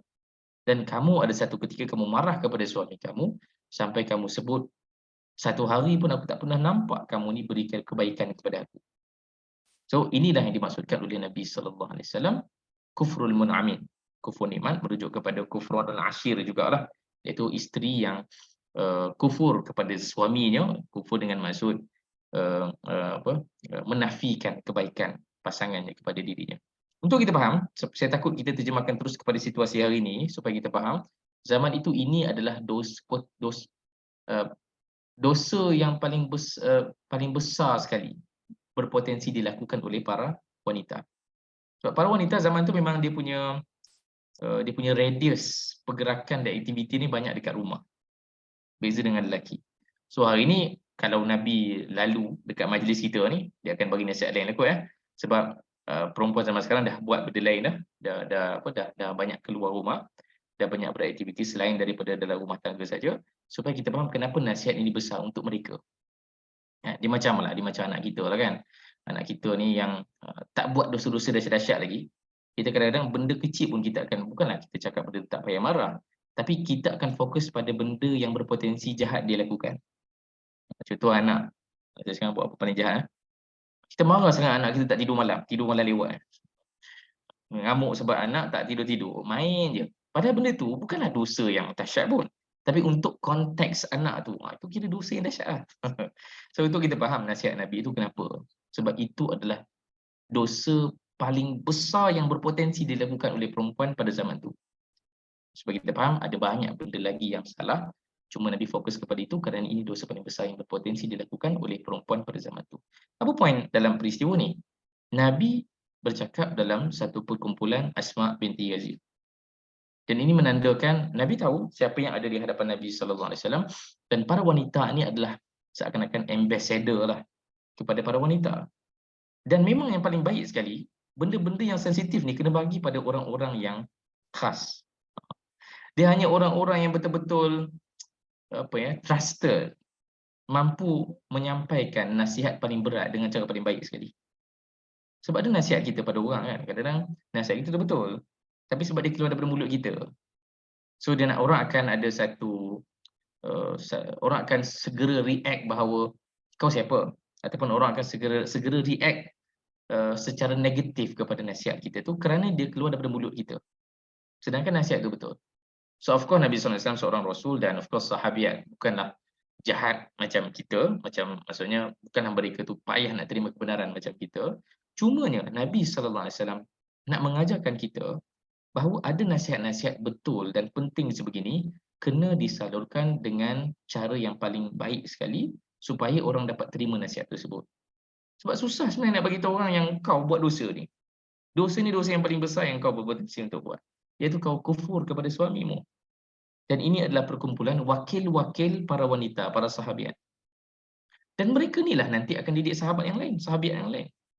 Kalau Nabi berikan nasihat ini secara umum, kita boleh faham apa yang boleh berlaku dalam majlis umum. Samalah kalau zaman sekarang kan. Kalau kita kadang-kadang kita cara nak nasihat orang, kita post dekat Facebook, post dekat social media dengan harapan orang tu baca. Dan kita pula gunakan bahasa-bahasa yang menyindir dan sebagainya. So, dia tak mudah untuk orang terima. Orang akan denial. Orang akan menafikan nasihat-nasihat benar yang boleh sampai kepada kita sepatutnya. Sama macam kita, ada benda-benda yang kita salah kita buat. Kadang-kadang bila kita baca benda-benda dekat social media ke apa-apa, tengok video ustaz ke apa, kadang-kadang kita dapat nasihat tersebut. Kita akan refuse sebab kita tak rasa nasihat tu sampai dengan jujur pada kita. Kita tak rasa yang nasihat tu nasihat yang disampaikan secara empathy. Dan saya pun ada saya punya sudut denial saya juga. Ada contohnya kan, ada kawan dia post dekat social media, kawan tu rapat dengan saya juga. Cuma dia post tu pasal ustaz-ustaz yang pergi mengajar tapi tak study betul-betul, tak cek riwayat, lepas tu sembang je pandai. Saya terasa betul ya. So, maksudnya saya denial bila pertama kali baca benda tu. Dia beza dengan kalau dia jumpa saya dan dia cakap pada saya, sepatutnya ni bila ceramah ni, bila banyak kelas, kena banyak belajar, kena baca riwayat tu betul barisnya supaya tak menafsirkan benda yang salah, tahu kitab apa nak rujuk. So dia beza kan dua situasi tu. Maka itu yang cuba dilakukan oleh Nabi sallallahu alaihi wasallam. Nabi nak memastikan nasihat-nasihat yang berat begini disampaikan secara personal kepada para sahabiat, para wanita. Dan yang mewakili para wanita itu adalah Asma binti Yazid dan kawan-kawannya. Okay. Next. Dalam masa yang sama. Ada satu majlis yang khas untuk Asma binti Yazid saja. Sebab dia ni orang yang hebat. Annaha kanat 'inda Rasulillah sallallahu alaihi wasallam. Asma ni di samping Nabi sallallahu alaihi wasallam. Inda tu memang dengan Nabi. Tak ada tafsiran lain. Inda Nabi sallallahu alaihi wasallam. Warrijal wan nisa qu'udun 'indahu, dan ada juga di samping Nabi SAW tu orang lain. Cuma yang betul-betul dekat dengan Nabi adalah Asma lah. Kita boleh bayangkan yang dalam sirah ni. Apa nak bayangkan kita pun tak ada situasi yang sama dengan generasi sirah. Dan kita pun tak adalah sosok macam Nabi kan di dunia kita hari ni. Tapi kalau zaman saya belajar dulu, kadang-kadang dalam masjid tu ada tok syekh kita, doktor-doktor universiti dekat dalam masjid. Biasa orang akan duduk mengendeng-endeng sebelah dia kan. Beratur, nak mengadu masalah, nak kongsi apa-apa. Itulah kot situasi dalam masjid Nabi sallallahu alaihi wasallam. So masing-masing tunggu giliran nak bercakap dengan Nabi. Dan waktu tu Asma binti Yazid cerita, dia dekat dengan Nabi dan dia nampak sekumpulan lelaki dengan perempuan. La'alla rajulan yaqulu ma fa'ala bi ahlihi wa la'alla imra'atan ولعل امرأة تخبر بما فعلت مع زوجها فأرم القوم أن mana ni? Ini baris tak apa. Sakatu min khawfi wa nahwuhu. Okey, ni poin dia. Asma beritahu, lelaki dan perempuan yang berkumpul dekat Masjid Nabi sallallahu alaihi wasallam tu masing-masing macam bersembang-sembang lah. Barangkali itulah aduan yang mereka nak berikan kepada Nabi. Tapi dia duduk cerita dekat orang lain. Rajulan yaqulu ma fa'ala bi ahlihi. Ada seorang lelaki yang dicerita kepada orang lain apa yang dilakukan kepada keluarga dia. Apa masalah dia dengan keluarga dia. Wa la'alla imra'atan tukhbiru bima takhbaru bima fa'alat ma'a zawjiha. Dan ada perempuan yang ceritakan kepada orang lain pula apa yang berlaku antara dia dengan suami dia. So, biasalah bila dah berkumpul ramai, dia masing-masing pun bawa satu bebanan nak cerita pada Nabi. Yang jadi adalah mereka ni saling menceritakan rahsia-rahsia masalah mereka. Aib mereka sesama mereka. Dan ketika itulah Asma binti Yazid cakap, "Faqultu wallahi ya Rasulullah innahum la yaf'aluna wa innahum la yaf'alunna." Asma cakap kepada Nabi SAW, apa yang berlaku ni? Tafsirannya perkataan tu, mereka ni benar-benar menceritakan aib mereka kepada orang lain, baik lelaki atau perempuan. Dan bila dia cakap begitu kepada Nabi sallallahu alaihi wasallam, qala la taf'alu. Jangan buat macam tu. Fa inna ma mithlu dhalika mithlu syaitan laqiya syaitana. Apa yang kamu buat ni macam seorang syaitan lelaki jumpa seekor syaitan perempuan. Faghashiha wan nasu yanzurun. Dan semua orang pun duk melihat dan mendengar apa yang berlaku. So Nabi cakap, Nabi melaranglah perkara tersebut. Tapi poin dalam hadis ini nak ceritakan bagaimana Asma dia berdialog dekat dengan Nabi sallallahu alaihi wasallam. So untuk seorang perempuan, quote unquote perempuan, duduk dekat dengan Nabi sallallahu alaihi wasallam, ada akses direct dengan Nabi sallallahu alaihi wasallam, itu menandakan ini zaman yang luar biasa lah. Pada zaman yang perempuan biasanya tidak begitu accessible jugalah kepada orang-orang besar. Tapi di zaman ini ada perempuan sebagaimana Asma binti Yazid berada di samping Nabi sallallahu alaihi wasallam, barangkali untuk berbincang, barangkali untuk bersyura. So bukan saja dia menghadiri majlis Nabi dan Nabi hadiri majlis Asma, Asma pun ada majlis khas bersama dengan Nabi sallallahu alaihi wasallam. Next. Lagi ni. Okey, berdebat dengan Nabi sallallahu alaihi wasallam. Ni point yang best juga. Qalat, Asma berkata, imra'atun minan niswati ma hadzal ma'ruf alladhi la yanbaghi. Okey. Ini ayat Quran ni. Ayat Quran surah Mumtahanah ayat 12, bila Nabi sallallahu alaihi wasallam diminta oleh Allah Taala untuk berkata, idza ja'akal mu'minat, kalau orang-orang mukminat datang untuk berbaiat dengan kamu, mereka tidak mahu mensyirikkan Allah Taala, tidak mencuri, tidak berzina, tidak membunuh anak-anak mereka, wala ya'ti nabi buhtan, mereka tidak datang melakukan fitnah dan juga tipu daya, dan wala ya'sinaka fil ma'ruf. Ini poin dia. Wala ya'sinaka fil ma'ruf, dan mereka tidak melakukan maksiat kepada kamu akan sesuatu yang ma'ruf. Apa maksud dia? Apa maksud ayat ni sebenarnya? Dan Allah beritahu kepada Nabi SAW, kalau itu yang mereka datang kepada kamu, mereka nak berbai'ah, fabay'ahunna, maka berbai'ahlah dengan mereka, para perempuan ini. Dan patah balik kepada slide ini, ada seorang perempuan datang kepada Nabi SAW, ini riwayat Asma binti Yazid. Ma hadzal ma'ruf, apa benda yang ma'ruf ni? Yang dilarang. Apa benda ma'ruf yang dilarang ni? Ma'ruf ni maksudnya apa? Ma'ruf ni berasal daripada perkataan uruf. Uruf maksudnya apa? Adat, kebiasaan. Okay? So, ma'ruf ni maksudnya ada satu kebiasaan menurut budaya orang Arab pada zaman tu yang biasa dilakukan. Tapi dalam ayat tadi, ni ayat tadi Mumtahanah ni beritahu perkara yang biasa dilakukan tu adalah satu maksiat. Wala ya'sinaka fil ma'ruf.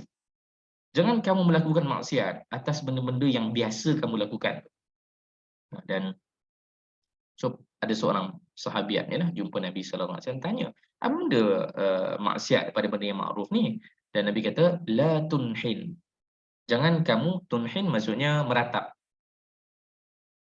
Sampai ke hari ni, kalau saya ingat zaman saya belajar dulu pun, jumpa orang Arab yang adalah bunyi dia tapi malu lah nak buat kan. Tapi sebab dia macam buruk sangat.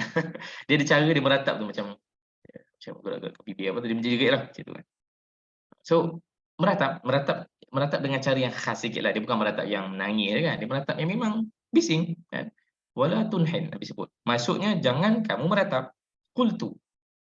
Ni Asma binti Yazid sebut Asma binti Yazid sebut pada Nabi SAW. Ya Rasulullah, wahai Rasulullah, ada seseorang daripada keluarga aku, saya mudahkan cerita ni. Dia kematian keluarganya dan aku ni dijemput untuk bersama dengan dia. Dan antara perkara yang ma'ruf pada zaman tersebut, bila datang majlis kematian ni, dia kena meratap. Dan apa Asma punya request dekat sini? Takkanlah aku tak buat. Sebab dia ada request, dia saudara dia tu meminta dia untuk bersama-sama dia dalam majlis ratapan tu, maka kena meratap sekali lah. Sebab itu adalah hak dia. Ini ayat perkataan Asma binti Yazid. Fa'aba alayya. Nabi SAW tolak apa yang aku minta. Maksudnya, Asma minta untuk diberikan keringanan, berikan pelepasan dalam kes-kes tertentu. Nabi tolak. Fa'aba alayya. Nabi tolak. Nabi tak benarkan. Fa'atabtuhu miraran. Inilah perkataan dia. Aku berkali-kali. Atabtuhu ni, dia sama dengan perkataan itab. Itab maksudnya apa? Allah tegur Nabi SAW. Atabtuhu maksudnya apa? Asma binti Yazid berkali-kali berlawan dengan Nabi SAW miraran, berkali-kali. Fa'adina li fi qada'ihinna, sampailah aku ni diberikan keizinan untuk meratap. So bayangkan Asma debat dengan Nabi SAW, berkali-kali dia minta pada Nabi, benarkan aku, benarkan aku, benarkan aku. Akhirnya Nabi berikan keizinan kepada kes Asma binti Yazid. Falam anuh ba'da qada'ihinna wala ala ghairi. Tapi untuk orang lain Nabi tak berikan. So poinnya apa? Of course dalam usul fiqh pun diberikan satu likulli masalah ataupun likulli kaedah mustathnayat. Bagi setiap kes tu dia mesti ada pengecualiannya. Mesti ada pengecualiannya mengikut kepada kes-kes tertentu yang mungkin lebih complicated ke apa kan. So dalam kes Asma binti Yazid ni, bila dia jelaskan segala-galanya kepada Nabi SAW dan Nabi nampak sebenarnya apa situasinya, barulah Nabi berikan keizinan untuk dia meratap dalam kes tersebut. Sedangkan meratap itu dilarang dalam syarak. Okay? So poinnya apa? Saya ambil poin yang kecil dalam hadis yang panjang ni, iaitu dia berdebat dengan Nabi SAW. Betul miraran. Ya? Dan Nabi bukan tak komplain pun apa yang dilakukan. Ya? Sebagaimana Nabi pun tak tak bersetuju dengan Umar Al-Khattab untuk melarang orang-orang perempuan Ansar daripada mengkritik dan sebagainya. Nabi berikan keizinan dan juga ruang untuk Asma binti Yazid berdebat. Sebab Asma binti Yazid adalah Asma binti Yazid. Dia seorang yang merdeka pemikirannya. Dia seorang yang, of course, tak semua orang kita boleh benarkan berdebat ni. Sebab ada orang yang memang minda di jahil, berdebat tu semakin mengarut lah. Maksudnya apa? Sebab tujuan berdebat tu macam Abdullah ibn Ubay bin Salul kan. Nabi SAW banyak akhirnya dengan Abdullah bin Ubay ni, lantak kamu lah, kamu buat je lah. Nabi tak layan terus kan. Tapi untuk Asma binti Yazid, Nabi faham Asma binti Yazid siapa? Kedudukannya bagaimana? Dia seorang faqihah, seorang yang sangat faqih dalam beragama. Dan of course Nabi melayani situasi Asma binti Yazid, menunjukkan kedudukannya yang berbeza lah berbanding dengan para sahabat dan sahabat yang lain. Dan dia berdebat dengan Nabi SAW. Ini ayat tadi kita sentuh. Lagi ada 6 slide lagi. Kenapa ada 6 slide lagi tak? Okay. Ini dua situasi yang berbeza. Saya ringkaskanlah. Sebelah ni saya harap sempat ada soalan jawab juga. Ada soalan kan? Boleh terus tanya kalau ada soalan. Ini adalah dua hadis yang menandakan keakraban dengan Nabi SAW. Dan kalau kita melihat peristiwa lain, biasanya sahabat yang lakukan benda ni. Jamu Nabi makan ke, jumpa Nabi secara personal ke, biasanya adalah orang-orang dekatlah, inner circle Nabi SAW. Dan untuk kita tahu yang Asma binti Yazid turut melakukan benda yang sama, annaha atat Nabi SAW bi'arqin. Dia datang kepada Nabi SAW membawa cebisan daging. Arqin ni kalau arq ni kalau ikut saya baca juga tafsirannya, ada yang cakap itu air, tapi kalau dari sudut riwayat ni mengatakan itu adalah macam daging yang masih melekat dekat tulang macam itulah arqin fi masjid bani fulan fata'riquhu thumma qama fa shalla wa lam yatawadda. Lepas Nabi makan tu, Nabi bangun, Nabi solat dan Nabi tidak berwuduk untuk solat kerana Nabi makan tu. So point dia ada point fiqh juga kat sini kan, tapi poinnya adalah dia iaitu Asma binti Yazid jumpa Nabi bawa cebisan daging ni. Saya tak tahu sebab apa, of course untuk kes apa nama ni, makan minum Nabi SAW, benda-benda personal Nabi SAW, hanya orang-orang yang trusted saja boleh terlibat. Sebab dia jaga benda-benda personal Nabi, jaga selipar Nabi, jaga rumah Nabi. Rumah Nabi tu dia ada guard dia kan, sahabat yang memang jaga rumah Nabi SAW. So benda-benda yang personal milik Nabi SAW, termasuk makan minum, dia tak mudah-mudah mana-mana orang boleh akses ataupun berikan. Dalam sirah pun menunjukkan, kecuali dalam peristiwa tertentu lah, bila dalam perang Khandaq kelaparan, maka Abu Talhah pun ajak orang ramai itu datang rumah dia makan minum. Itu sebab dalam situasi itu situasi orang tengah kelaparan. Tapi ini situasi yang personal, sekadar nak hulu makanan kepada Nabi SAW. Dan itu telah dilakukan oleh Asma binti Yazid. Dan cerita yang sama dalam riwayat yang seterusnya ini, dalam Ibn Sa'd sebut dalam Tabaqat. Asma binti Yazid jumpa dengan Nabi SAW, ajak makan minum, dan Nabi pun ajak sahabat datang rumah dia dikatakan seramai 40 orang itu datang rumah Asma binti Yazid, makan di rumah dia, dan of course ada benda yang sama, arq maksudnya cebisan daging tadi, dan ar-ghifah roti dijamu kepada tetamu-tetamu ini. Dan bekas yang sama digunakan tu digunakan lagi oleh Asma binti Yazid, dan dikatakan itu ada barakahnya sehingga bekas yang sama itu yang menjadi tempat makan Asma binti Yazid dan keluarganya, membuatkan dia tidak pernah kelaparan sepanjang hidup dia. So ini cerita-cerita yang unik dalam Sirah Nabawiyah, dan saya nak fokus kepada soal keakraban tu. Untuk kita nampak yang bab makan minum pun Asma binti Yazid ada akses direct kepada Nabi sallallahu alaihi wasallam. Sampailah kepada hadis yang paling besar sekali yang menaikkan nama Asma binti Yazid, dan hadis ni saya pecah kepada 3 slide ni supaya kita boleh tengok satu demi satu insya-Allah. Okey, jom. Ini adalah hadis yang mengangkat Asma binti Yazid, iaitu Asma mendatangi Nabi sallallahu alaihi wasallam wa huwa baina ashabihi. Ini perkataan yang penting.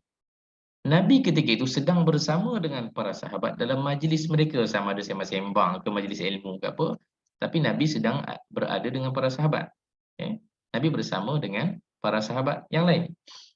Dan Asma datang seorang diri, seorang diri dia datang kepada Nabi dengan para sahabat. Ini pun dah unik dah, untuk kita faham.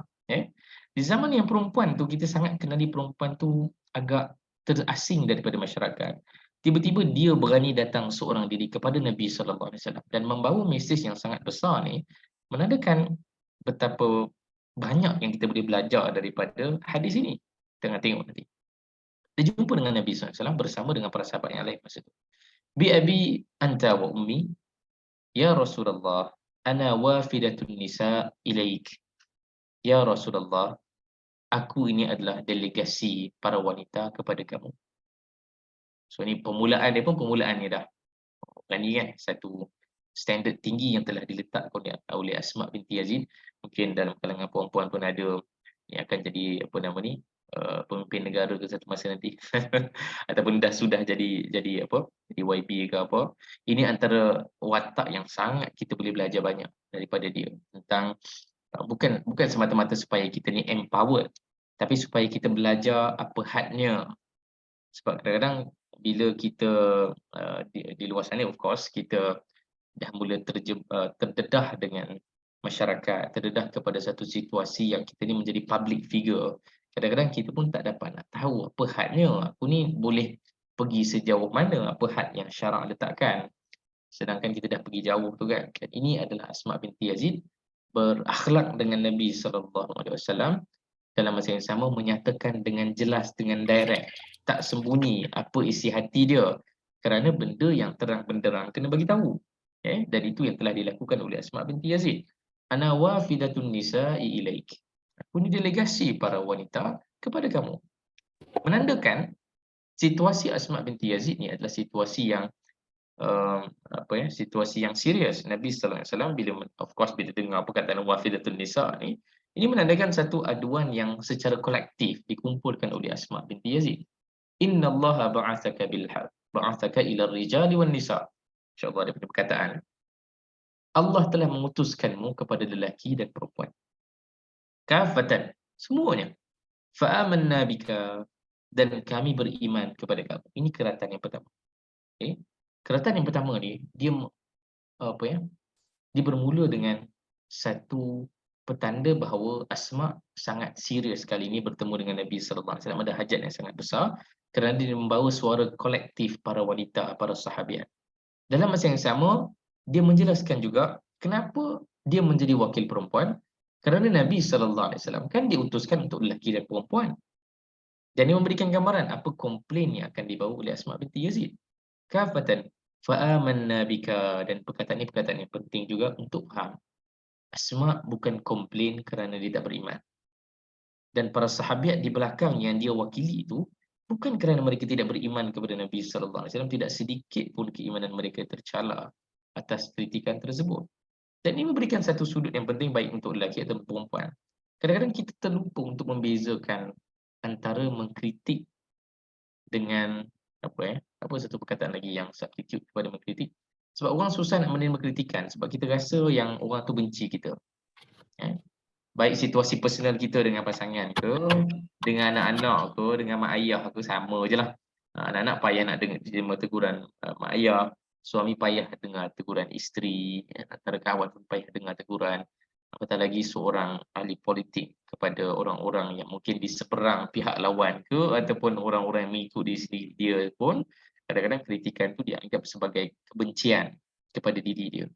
So ini situasi yang sangat penting untuk kita juga praktik dalam hidup kita. Kadang-kadang kita bila kita terjah orang lain, antara respon spontan orang kepada teguran kita adalah dia akan rasa yang diri dia sedang dalam situasi berlawan, macam pertandingan.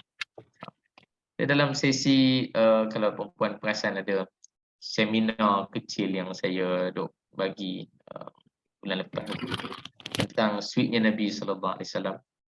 Tajuk dia gempak sikit lah. Walaupun saya tak suka, bukanlah tak suka tajuk tu kan, tapi saya sampaikan benda yang berbeza dengan apa yang orang expect juga. Dalam sesi tu ada orang tanya soalan, kenapa suami saya tak boleh dengar cakap saya? Kenapa suami saya ni kalau saya tegur je dia melenting? Dan of course bukan empat suami saya rasa both side ada pengalaman yang sama. Kan? Sebab itu realiti manusia. Bila kita wujudkan situasi macam dalam medan pertandingan, orang akan melenting. Orang akan rasa yang dia sedang bertanding dengan kita. Dalam kes Asma binti Yazid, kita tengok sangat berhikmah perkataan yang dipilih. Dia kena clear, dia tak nak sembunyikan bahawa dia datang ada satu benda yang dia nak komplain. Dalam masa yang sama, dia juga nak pastikan Nabi SAW tahu bahawa dia bukannya tak beriman dengan Nabi. Dia bukannya benci Nabi, dia bukannya bermusuh dengan Nabi SAW. Ini keratan pertama kita belajar. So macam mana nak make sure yang bila kita komplain kepada orang-orang tertentu di kanan kiri kita, ataupun siapa sajalah, macam mana kita nak make sure, nak pastikan yang kita tidak berada dalam satu ruang yang kita dilihat macam orang yang nak bergaduh, orang yang membenci. Walau macam mana baik pun niat kita, kalau caranya salah tak jadi. Macam mana nak jadi macam Asma binti Yazid. Sebab tu dia khatibatun nisa. Sebab dia ada kepakaran tu untuk berdialog dengan Nabi SAW. Biasa orang angkat dialog Ja'far ibn Abi Talib. Ini adalah dialog Asma binti Yazid dengan Nabi SAW. Next. Ini sambungannya. Wa inna ma'syaran nisa mahsurat maqsurat. Kami ni para perempuan maksudnya tersekat. Mahsur maksudnya tersekat. Tersekat. Ada benda yang menyekat kami. Maqsurat, dan kami terhadlah pergerakan kami, apa yang kami boleh buat, terhad. Qawaidu buyutikum. Sedangkan kami ini adalah pasak ataupun asas kepada keluarga kalian. Wa maqdi syahawatikum. Dan kami juga adalah pihak yang menyelesaikan syahwat-syahwat kalian. Wa hamilati auladikum. Dan kami yang mengandungkan anak-anak kalian. Wa innakum ma'syarur rijal fuddiltum 'alaina bil juma'i wal jama'at wa 'iyadatul marda wa syuhudul janaiz wal hajju ba'da al hajji wa afdalu min dhalikal jihad fi sabilillah. Okay. Dan Asma direct sebut kepada Nabi sallallahu alaihi wasallam, dahlah kami ni tersekat, terhad, sedangkan kami ni jaga rumah, kami ni yang menyelesaikan syahwat kamu, kami yang mengandungkan anak-anak kamu, sedangkan kalian para lelaki diberikan macam-macam kelebihan. Fuddiltum alaina. Diberikan macam-macam kelebihan. Kalian boleh berhimpun, boleh berkumpul di sana sini, kalian boleh menziarahi orang-orang sakit, maksudnya bebaslah pergerakan. Kalian boleh menghadiri majlis menguruskan jenazah, kemudian kalian boleh tunaikan haji demi haji, dan yang paling mustahak sekali kalian boleh berjihad di jalan Allah Taala. Okay. Wa innar rajul idza kharaja hajan aw mu'tamiran aw mujahidan hafazna lakum amwalakum wa ghazzalna athwabakum wa rabaina lakum auladakum. Sedangkan kalian para lelaki bila keluar rumah untuk tunaikan haji ke, untuk berjihad ke, kami ni yang jaga harta-harta kamu. Kami ni yang menguruskan pakaian kamu. Kami para perempuan yang menjaga anak-anak kamu. So ni nampak dia punya panasnya perkataan yang keluar daripada mulut Asma binti Yazid.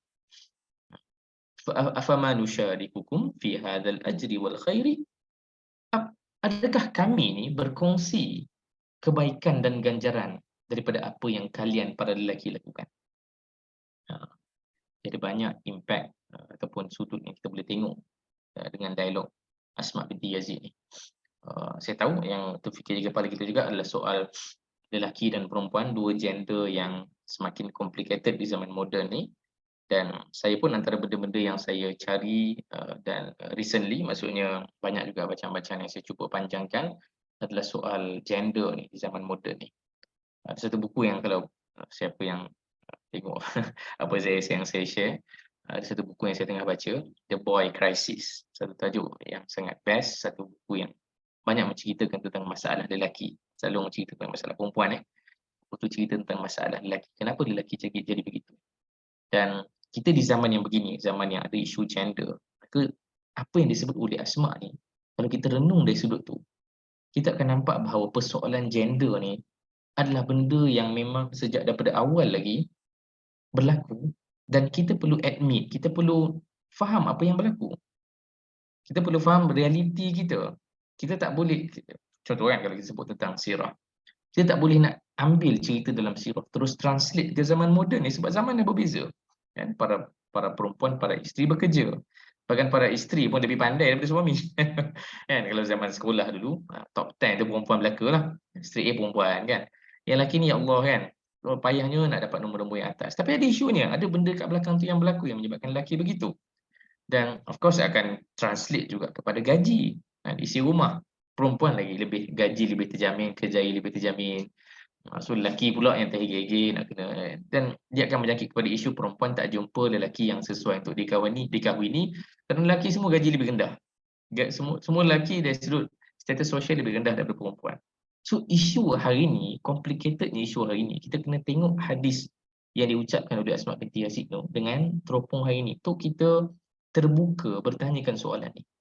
Kalau Asma berani tanya soalan ni pada Nabi, siapalah kita zaman ni untuk menyekat pihak-pihak ataupun perempuan ke lelaki ke yang mempersoalkan benda-benda yang nampak macam basic tapi sebenarnya sangat complicated. Kan? Sebab tu saya suka dia dapat soalan macam nafkah kepada isteri contohnya. Nafkah kepada isteri. Adakah kita masih akan tertakluk kepada satu konsep yang kita warisi sejak zaman sirah sedangkan zaman sudah berubah misalnya. Ya? Isu harta sepencarian ke, isu tentang apa nama ni, macam mana perempuan tu memang dibenarkan bekerja ke. So silakan bertanya soalan tu, silakan mempersoalkan benda-benda yang nampak macam basic, nampak macam dah settle, tapi sebenarnya benda tu sangat problematik, sangat complicated di zaman moden ni. Saya rasa untuk puan-puan yang dah taraf ibu-ibu, mungkin nenek-nenek kan, tengok anak cucu, nampaklah betapa benda tu payah juga kan. Kalau kita lihat dan secara empati, sebenarnya apa yang mereka lalui tu payah untuk difahami sebenarnya macam mana ke depan ni. Ke depan ni macam mana melihat realiti antara dua gender ni, lelaki dan perempuan. Sedangkan Asma binti Yazid pun berani tanya kepada Nabi SAW. Perkara yang nampak dah jelas. Tapi dia tetap menyatakan kepada Nabi SAW. Macam tak adil lah. Lelaki boleh keluar, tunaikan haji, berjihad semua. Perempuan tak boleh. Sedangkan perempuan macam menanggung lagi banyak lagi. Perempuan yang kena urus rumah, perempuan yang menguruskan syahwat suaminya, perempuan yang kandungkan anak-anak lelaki. Tiba-tiba lelaki boleh dapat lebih lagi. Sebab dalam banyak hadis Nabi SAW, memang Nabi berikan kelebihan kepada syahid di medan jihad. Ya? Kepada mereka yang buat kebaikan-kebaikan yang lebih nampak. Outreach lah dekat luar kan. Dalam rumah ni tak nampak sangat dia punya pahala kan. Maka dia tanya kepada Nabi SAW, kami dapat apa? Ini soalan yang real. Dan soalan yang panas sebenarnya untuk Nabi dengar. Kita tengok jawapan Nabi SAW, dan itu adalah jawapan terbaik yang kita boleh jumpa dalam sejarah manusia. Faltafat Nabi SAW. Maka pertanyaan Asma binti Yazid itu telah menyebabkan Nabi SAW tolehkan pandangannya kepada para sahabat di depannya.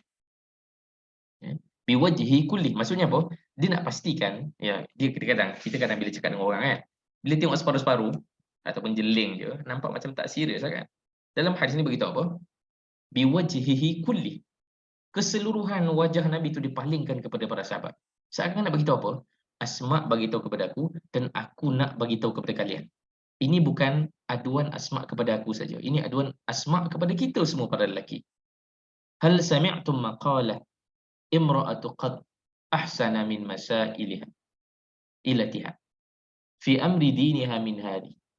Nabi sebut kepada semua sahabat, kamu semua dengar tak aduan daripada perempuan ini? Dan Nabi tak sebut asma, maksudnya apa? Sebab ini adalah kutipan suara para sahabat, bukan asma saja. Ini adalah aduan dan Nabi sebut ahsana min masailatiha fi amri diniha. Ini soalan yang sangat baik tentang urusan agamanya. Eh? Maksud ini bukan soalan yang biasa-biasa. Ini bukan, of course Nabi SAW banyak dapat soalan daripada sahabat dan sahabiat, tapi Nabi menamakan ini adalah soalan yang paling baik sekali yang pernah Nabi dapat. Faqalu ya Rasulullah ma dhananna anna imra'atan tahtadi ila mithli hadha. Sampai sahabat pun reply kepada Nabi, ya Rasulullah, kami tidak pernah jumpa seorang perempuan ataupun kami tidak pernah tahu, kami tidak pernah sangka bahawa seorang perempuan itu akan capai tahap ini. So, ini perkataan yang best. Sebab apa? Sebab sebenarnya sirah, bila perempuan nasibnya malang, perempuan tak ada akses pendidikan, perempuan nak dibunuh, perempuan jadi alat untuk pemuas seksual saja, untuk lahirkan zuriat saja, maka kesan secara compoundingnya adalah perempuan memang agak jahil lah. Perempuan lebih jahil daripada lelaki di zaman jahiliah. Maka mereka tidak pernah menyangka bahawa perempuan tu akan mencapai tahap ini, iaitu dengan maksud macam mana perempuan daripada keadaan yang sangat terhina tu boleh menjadi perempuan yang sangat critical thinker, sangat sangat berani macam Asma binti Yazid. Kami tidak pernah menyangka perempuan boleh capai tahap ni. Bukan maksudnya salah, tapi dengan maksud masya-Allah hebatnya Nabi sallallahu alaihi wasallam mentarbiah para wanita. Sampai wanita tu boleh berubah sampai tahap tu di zaman Nabi sallallahu alaihi wasallam. Maka Nabi pun berpaling semula kepada Asma binti Yazid dan Nabi jawab, ifhimi ayyatuhal mar'ah wa'alimi man khalfaki minan nisa. Okey, kamu kena fahami wahai Asma binti Yazid dan bagi tahu semua perempuan di belakang kamu. Anna husna taba'ul al-mar'atu li zawjiha wa talabaha mardatihi wa ittiba'aha muwafaqatuhu ya'dilu dhalika kullu. Ini poin yang best. Sesungguhnya seorang perempuan yang bersikap baik dengan suaminya dan menguruskan segala keperluannya dan mengikut apa yang diarahkan ataupun diminta oleh suaminya, nanti kita ulas tu, semua itu sama dengan apa yang dilakukan oleh lelaki di luar sana. So, ini jawapan Nabi SAW mengikut konteks hari itu. Sebab hari itu memang pada zaman sirah, urusan paling efektif, paling impactful seorang lelaki boleh buat adalah kat luar rumah. Dan urusan yang paling impactful dan efektif seorang perempuan boleh buat adalah di dalam rumah. Ini zaman tu. Zaman sekarang beza. Zaman sekarang dia ada benda-benda yang kita boleh bincangkan dengan panjang lagi kan. Tapi zaman sekarang dah beza. So, kita kena adil dengan apa yang Nabi jawab juga. Nabi merujuk kepada zaman Nabi SAW. So, kalau perempuan tu khusus buat baik pada pasangan dia, menguruskan rumah dia, ikut apa yang suaminya minta, itu sama ganjaran dan kebaikannya dengan apa yang dilakukan oleh suami di luar sana. So, Nabi berikan satu jaminan. Supaya kamu tak perlu risau lagi kalau kamu nampak macam suami kamu je dapat syahid, suami kamu je dapat beramal dan dahsyat. Tak, sama je. Apa yang kamu buat kat rumah, dari sudut kebaikan dan ganjarannya sama dengan apa yang suami kamu buat di luar sana. Settle. Tapi tengok sebab tu sebahagian tafsiran bila merujuk, macam ada satu buku yang saya rujuk sebelum ni juga dalam kita punya kelas tentang buku Tahrirul Mar'ah, pembebasan wanita dalam Islam. Siapa nama? Dr. Muhammad Imarah tulis, rahimahullah. Dan beliau menggunakan hadis ini menggambarkan bagaimana Nabi SAW meletakkan bahawa perempuan dan lelaki dari sudut tasyrif kemuliaannya sama je di hadapan Allah Ta'ala. Walaupun taklifnya berbeza, walaupun khidmat ataupun kerjanya berbeza, tapi dari sudut kemuliaan dan agihan pahala itu sama saja di sisi Allah Ta'ala. Allah Ta'ala tidak pernah memuliakan lelaki lebih daripada perempuan dan tidak pula memuliakan perempuan lebih daripada lelaki. Allah Ta'ala berikan hak yang adil kepada dua gender. Fansarafat al-mar'atu wa hiya tahallal. Dan perempuan itu iaitu Asma binti Yazid pun berlalu pergi, dalam riwayat ini beritahu dia bertahlil iaitu alhamdulillah, la ilaha illallah, la ilaha illallah, la ilaha illallah, dan juga takabbara iaitu dia bertakbir kerana apa yang didengarnya daripada Nabi SAW. Menandakan Asma berpuas hati dengan jawapan tersebut dan membawa pulang jawapan itu kepada sahabat yang bertunggu di belakang sana. Okey. Ada banyak cerita yang kita boleh bawa tentang hadis ini. Dah 11.30 punya laju jam kita So, hadis ini of course ada banyak benda kita boleh belajar. Macam mana keagungan Asma binti Yazid dan Nabi mengiktiraf perkara itu, sahabat pun mengiktiraf inilah perempuan Ansar yang kami kenali, iaitu perempuan yang lain dengan perempuan Mekah. Dan Nabi memuji itu, Nabi tidak melarang perempuan untuk komplain, Nabi tidak melarang bukan saja perempuan, mana-mana orang pun nak komplain, walaupun benda tu nampak macam keras, walaupun benda tu macam agak beratlah dakwaan dia seakan-akan macam tak adil kepada perempuan, tetapi persoalan tetap persoalan, dia kena dilayani dan dijawab dengan cermat oleh Nabi sallallahu alaihi wasallam. Apatah lagi didatangkan oleh Asma binti Yazid, perempuan yang sebaik Asma binti Yazid. Dan kita juga belajar tentang bagaimana Islam memberikan keadilan, kemuliaan kepada dua-dua gender ini. Bukan hanya pada lelaki ataupun hanya perempuan saja. So di zaman moden ni, sebab tu saya baca buku The Boy Crisis tadi, kerana di zaman moden ni, sekarang dah mula terbalik. Yang menjadi mangsa kepada keadaan banyak lelaki berbanding perempuan. Apa poin buku The Boy Crisis itu? Saya saja nak share. Saya suka share bacaan saya juga kan. So buku tu sangat bagus. Kalau perempuan nak baca silakan untuk memahami masalah lelaki. Sebab masalah lelaki ni, sebab kita kadang, saya pun komplain juga, kenapa lelaki ni tak cemerlang dalam kelas, tak ada kat universiti, lepas tu lelaki banyak kat pusat serenti, merokok, pemalas, main game kan. So dalam buku tu, dia banyak cuba untuk empati kepada lelaki pula.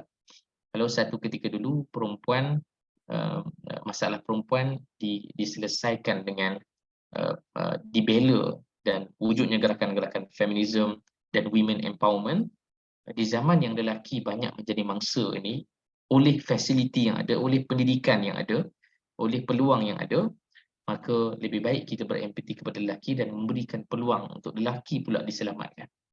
So Islam maha adil, Islam maha adil, Allah maha adil, dan Islam itu adalah agama yang adil.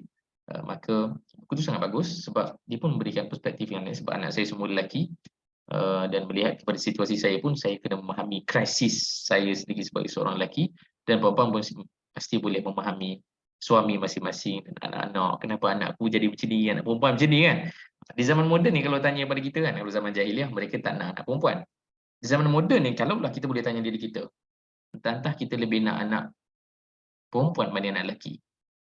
So biasanya anak lelaki yang masalah. Kan? Sebab buku tu, persoalan besar kat depan buku tu macam tu. Dia mula dengan satu soalan. Kalau kita ada anak, kita nak anak lelaki ke anak perempuan zaman moden ni? Dari sudut datanya, memang anak perempuan lebih menguntungkan. Akhlak lebih baik, pemikiran lebih baik, belajar pun lebih cemerlang, kerja pun lebih baik lagi. Kan? So itu realiti, dan kita harap kita boleh mengambil semangat Asma binti Yazid dalam cerita ini kepada situasi hari ini jugalah, untuk saya pula komplain. Lelaki macam ni, perempuan macam ni. Macam mana kita nak selesaikan? Supaya kita lebih open lah. Sebagaimana Nabi pun open kepada perbincangan dan juga penyelesaian masalah. Last sekali, jihad Asma binti Yazid menyertai perang Yarmuk, bahkan dia katakan waqatalat yaumaidin. Dia bunuh 9 orang Rom bi'amudi fustatiha, dengan pancang. Pancang tu apa? Panjang pula saya terjemah. Pancang tu yang duk jadi anchor tu dekat kemah kan, duk pacak kat tanah tu kan. So dia gunakan benda tu untuk membunuh 9 orang Rom dalam perang Yarmuk. Perang Yarmuk ni perang yang dahsyat kan, perang yang besar-besaran lah dengan Rom kan.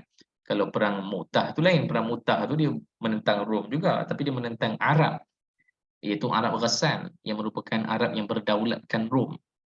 So perang Yarmuk ni yang perang yang betul-betul menentang Rom, ratus ribu orang Rom kan.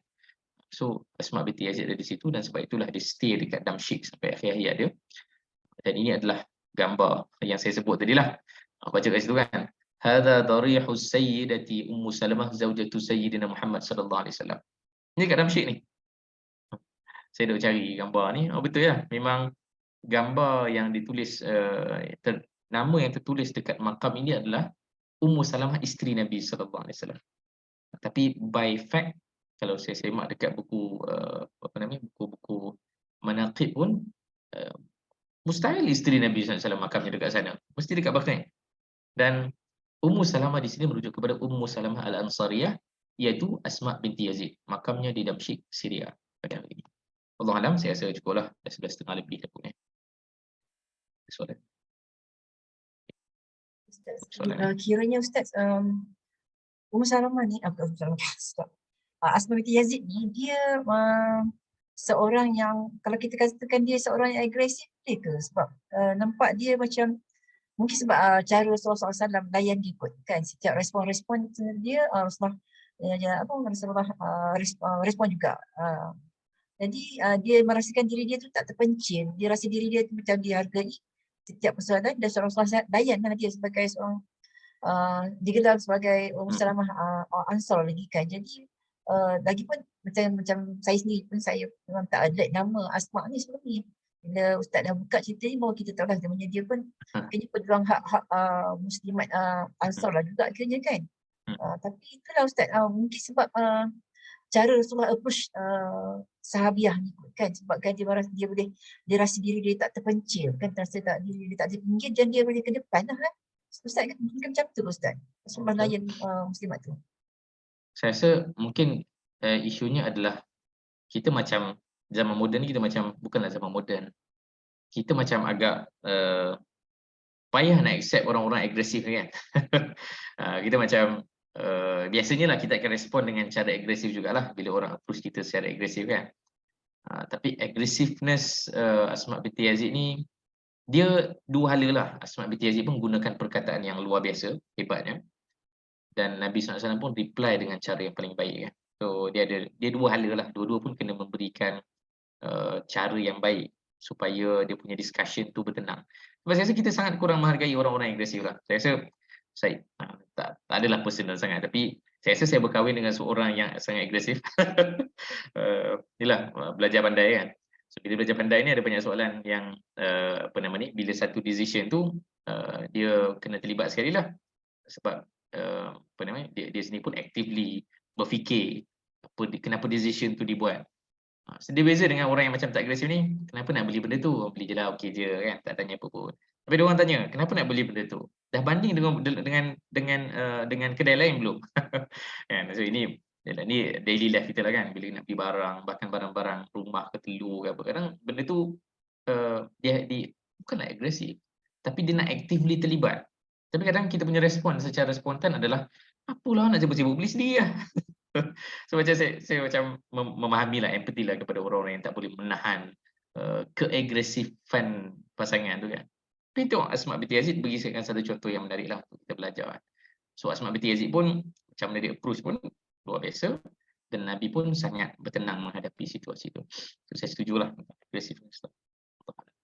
Ada soalan yang dekat sini? Ustaz, Ya, sila.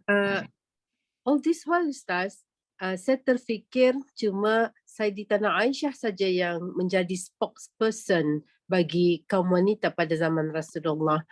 Baru come across this Asma binti Yazid, Ustaz. So and then seperti Ustaz seperti mention tadi kan, salah satu ayat daripada surah Al-Mumtahanah tu, Asbabul Nuzul, yang berkaitan dengan Sayyidatina Asma ni kan. So kenapa barang macam perkara ni tak menyerlah, begitu menyerlah Ustaz? Siapa yang tak menjelah maksudnya? Saya nak Sebelum ni macam tak ada banyak sebutan mengenai dengan figura wanita yang menjadi ambassador kepada kaum wanita, selain daripada yang yang cuma kita normally dengar ialah Sayyidatina Aisyah, oleh kerana kecerdasan, kepintaran Sayyidatina Aisyah kan. Saya rasa bukan Asma binti Yazid saja menjadi mangsa jadi tak terkenal ni. Semua sahabiat pun memang nasibnya begitu. Tapi apa saya nak sebut faktornya adalah sebab memang isu gender lah. Kita ada satu sangkaan yang sirah ni cerita lelaki, dan kena faham juga bukanlah salah, tapi penulis sirah pun bila dia cuba untuk prioritize sirah nak cerita apa, dia akan memilih cerita-cerita yang utama saja. Dan cerita utama tu secara teknikal dia adalah cerita jihad kan, cerita besar-besar lah. Dan menyebabkan cerita-cerita kecil macam ni dia terlepas pandang lah, bukan terlepas pandang. Dia tak dapat diriwayatkan bila nak menceritakan tentang sirah yang besar tu. Saya memang ada satu cita-cita juga dalam hidup saya ni. Saya harap boleh salah satu daripada buku sirah yang saya nak tulis adalah macam mana sirah itu kalau kita bawa kisah perempuan saja. Apakah sirah tu akan jadi storyline dia story yang sama? Ataupun what if kalau perempuan tak ada dalam sirah? Adakah sirah akan achieve benda yang sama? Supaya dapat keluarkan watak-watak peristiwa-peristiwa yang melibatkan perempuan ni. So bila soalan tu muncul, kenapa tak jumpa nama Asma binti Yazid? Bukan Asma binti Yazid saja, nama Aisyah pun sebenarnya tak adalah terkenal sangat dalam sirah. Tak adalah terkenal sangat. Yang terkenal adalah nama-nama lelaki. Dan faktornya adalah kerana memang penulis sirah pun bila dia cuba untuk prioritize nak tulis apa dalam sirah ni, dia akhirnya mengambil kisah-kisah yang melibatkan lelaki sajalah, sebab cerita-cerita besar sirah melibatkan lelaki yang paling utama sekali. So itu yang saya boleh jawablah kepada Puan Muazzah. Okay. Kat dalam chat tak ada soalan Maharaja Heraklius hampir saja meluk Islam. Allah alam. Saya hampir macam mana? Sebab ada satu dialog tu yang dia dialog dengan Abu Sufyan misalnya kan. Ada satu hadis Abu Sufyan dia pernah pergi ke Syam, Maharaja Heraklius, ini perkataan yang betul bukan Hercules. Heraklius dia panggil Abu Sufyan untuk jumpa dia. Ini masa ni Abu Sufyan belum peluk Islam kan. Dan bila dia macam mengiktiraflah kenabian Nabi sallallahu alaihi wasallam tapi tidak menyatakan yang dia peluk Islam. Dan dia pun melarikan dirilah ke Syam selepas tu. Bahkan selepas perang Yarmouk lah terutamanya, dia meninggalkan Syam buat selama-lamanya lepas perang Yarmouk. Allah alam kalau memang dia peluk Islam akhirnya, tak pernah saya tahu. Adakah sebab masalah Asma berkata ni Sayyidina Aisyah mungkin masih muda, ingin saya lagi lebih sini sebab perkataan kiri. Aisyah radhiyallahu anha sebenarnya saya tak nampak dia mewakili lah. Saya rasa Aisyah bukan figure yang mewakili. Dia macam Lone Ranger sikit, bukan Lone Ranger, salah tu. Dia lebih kepada figure Aisyah. Sebab yang mewakili ni, delegasi ni, dia bukan orang yang paling pakar. Kalau tengok orang diplomat ke apa kan, PTD kan, pegawai tadbir diplomatik. Dia bukan orang yang paling pandai dalam bidang akademik ke apa. Macam Aisyah, kita tahu dia orang yang paling faqih dalam kalangan sahabat. Para sahabat pun merujuk Aisyah dalam kes-kes fiqh. Okay? Tapi Asma binti Yazid tak dirujuk dalam isu fiqh. So, let's say lah Aisyah ni tak muda pun, saya tak rasalah Aisyah akan jadi delegasi. Sebab Aisyah ni dia bold, dia punya apa? Dia punya bahasa dia punya agresif dia tu, dia personal. Dia bukan bersifat kolektif, ada kumpulan dia yang di lead ke apa. Yang betul-betul ada lead team ni, yang betul-betul memang mewakili para sahabat adalah Asma binti Yazid. Itu yang kita jumpa dalam cerita ni lah. Ya Ustaz, macam function dia berbeza lah kot kan. Macam Aisyah ni dia macam mungkin mufti wanita.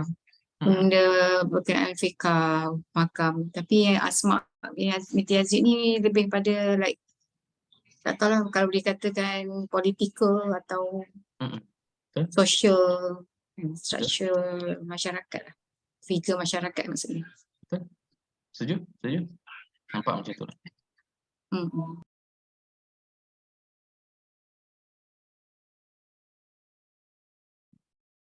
Semalam kita daurah surah Ar-Rahman bersama Ustaz Syahri Ustaz. Ustaz Syahri.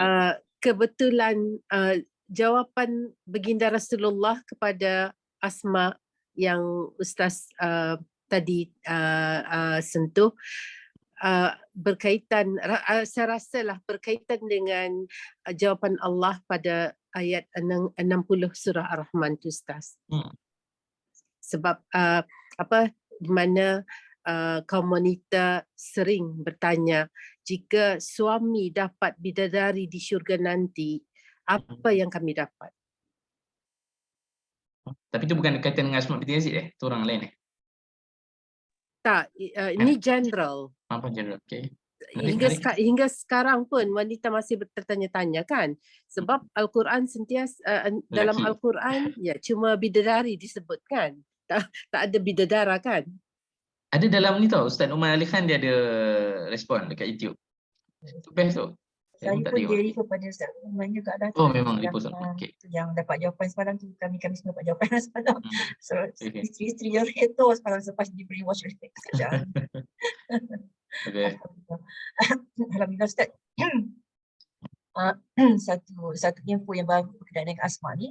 Jadi kita sebenarnya memang tak fikir pun ada duta untuk wanita Madinah yang namanya Asma, sebagai yang kata berjuang pada hak-hak muslimat pada zaman-zaman Nabi lah, zaman-zaman muslimat, zaman di Madinah dulu. Tapi hari ni kita dapat tahu lah sosok badan yang bernama Asma ni kan, tak terfikir pula. Tapi ada soalan lagi ya, Asma binti Umayyah itu kan, apa rahsia punya keistimewaan yang perlu Ustaz kan. Alhamdulillah Ustaz, terima kasih atas perkongsian disampaikan. Terima lagi, memang betul dah zaman sekarang ni keterduluan, keterdepanannya dan nampaknya memang kaum lelaki, kaum perempuan dah daripada kaum lelaki kan. Apa yang menyebabkan itu berlaku kan. Mungkin saya pun anak perempuan, saya 3 orang yang sulung kan, berbanding dengan adik-adik yang bawah ni kan.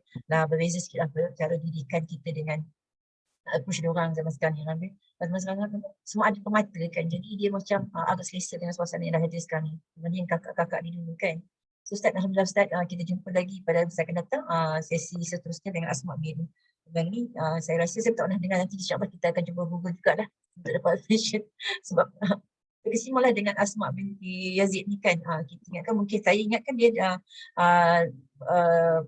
berkaitan dengan Yazid bin Umayyah ke apa semua kan, kan sebelum. Alhamdulillah benda tu tak, maksudnya benda tu yang dirojangkan kita lah. Alhamdulillah Ustaz, terima kasih banyak atas perkongsian ini. So kita endkan sesi kita yang Tazmiyah Kafarah.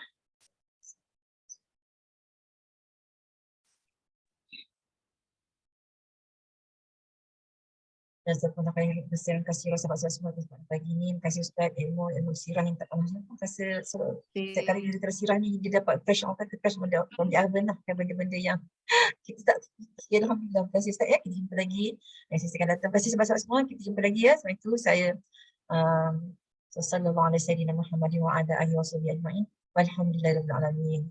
Kita jumpa lagi. Assalamualaikum warahmatullahi wabarakatuh sahabat semua. Terima kasih semua ya. Terima kasih Puan Fida. Warahmatullahi wabarakatuh. Terima kasih semua. Terima kasih semua lagi sama-sama. Terima kasih Assalamualaikum. Terima kasih Kak Azhar, terima kasih Kak Azhar. Jumpa lagi insyaAllah. Alhamdulillah. Sampai sekarang pun kita bicara lagi tentang Yaqub dan Marjan tu. InsyaAllah. InsyaAllah. Alhamdulillah. Terima kasih Kak Anum lagi ya. Assalamualaikum. Assalamualaikum.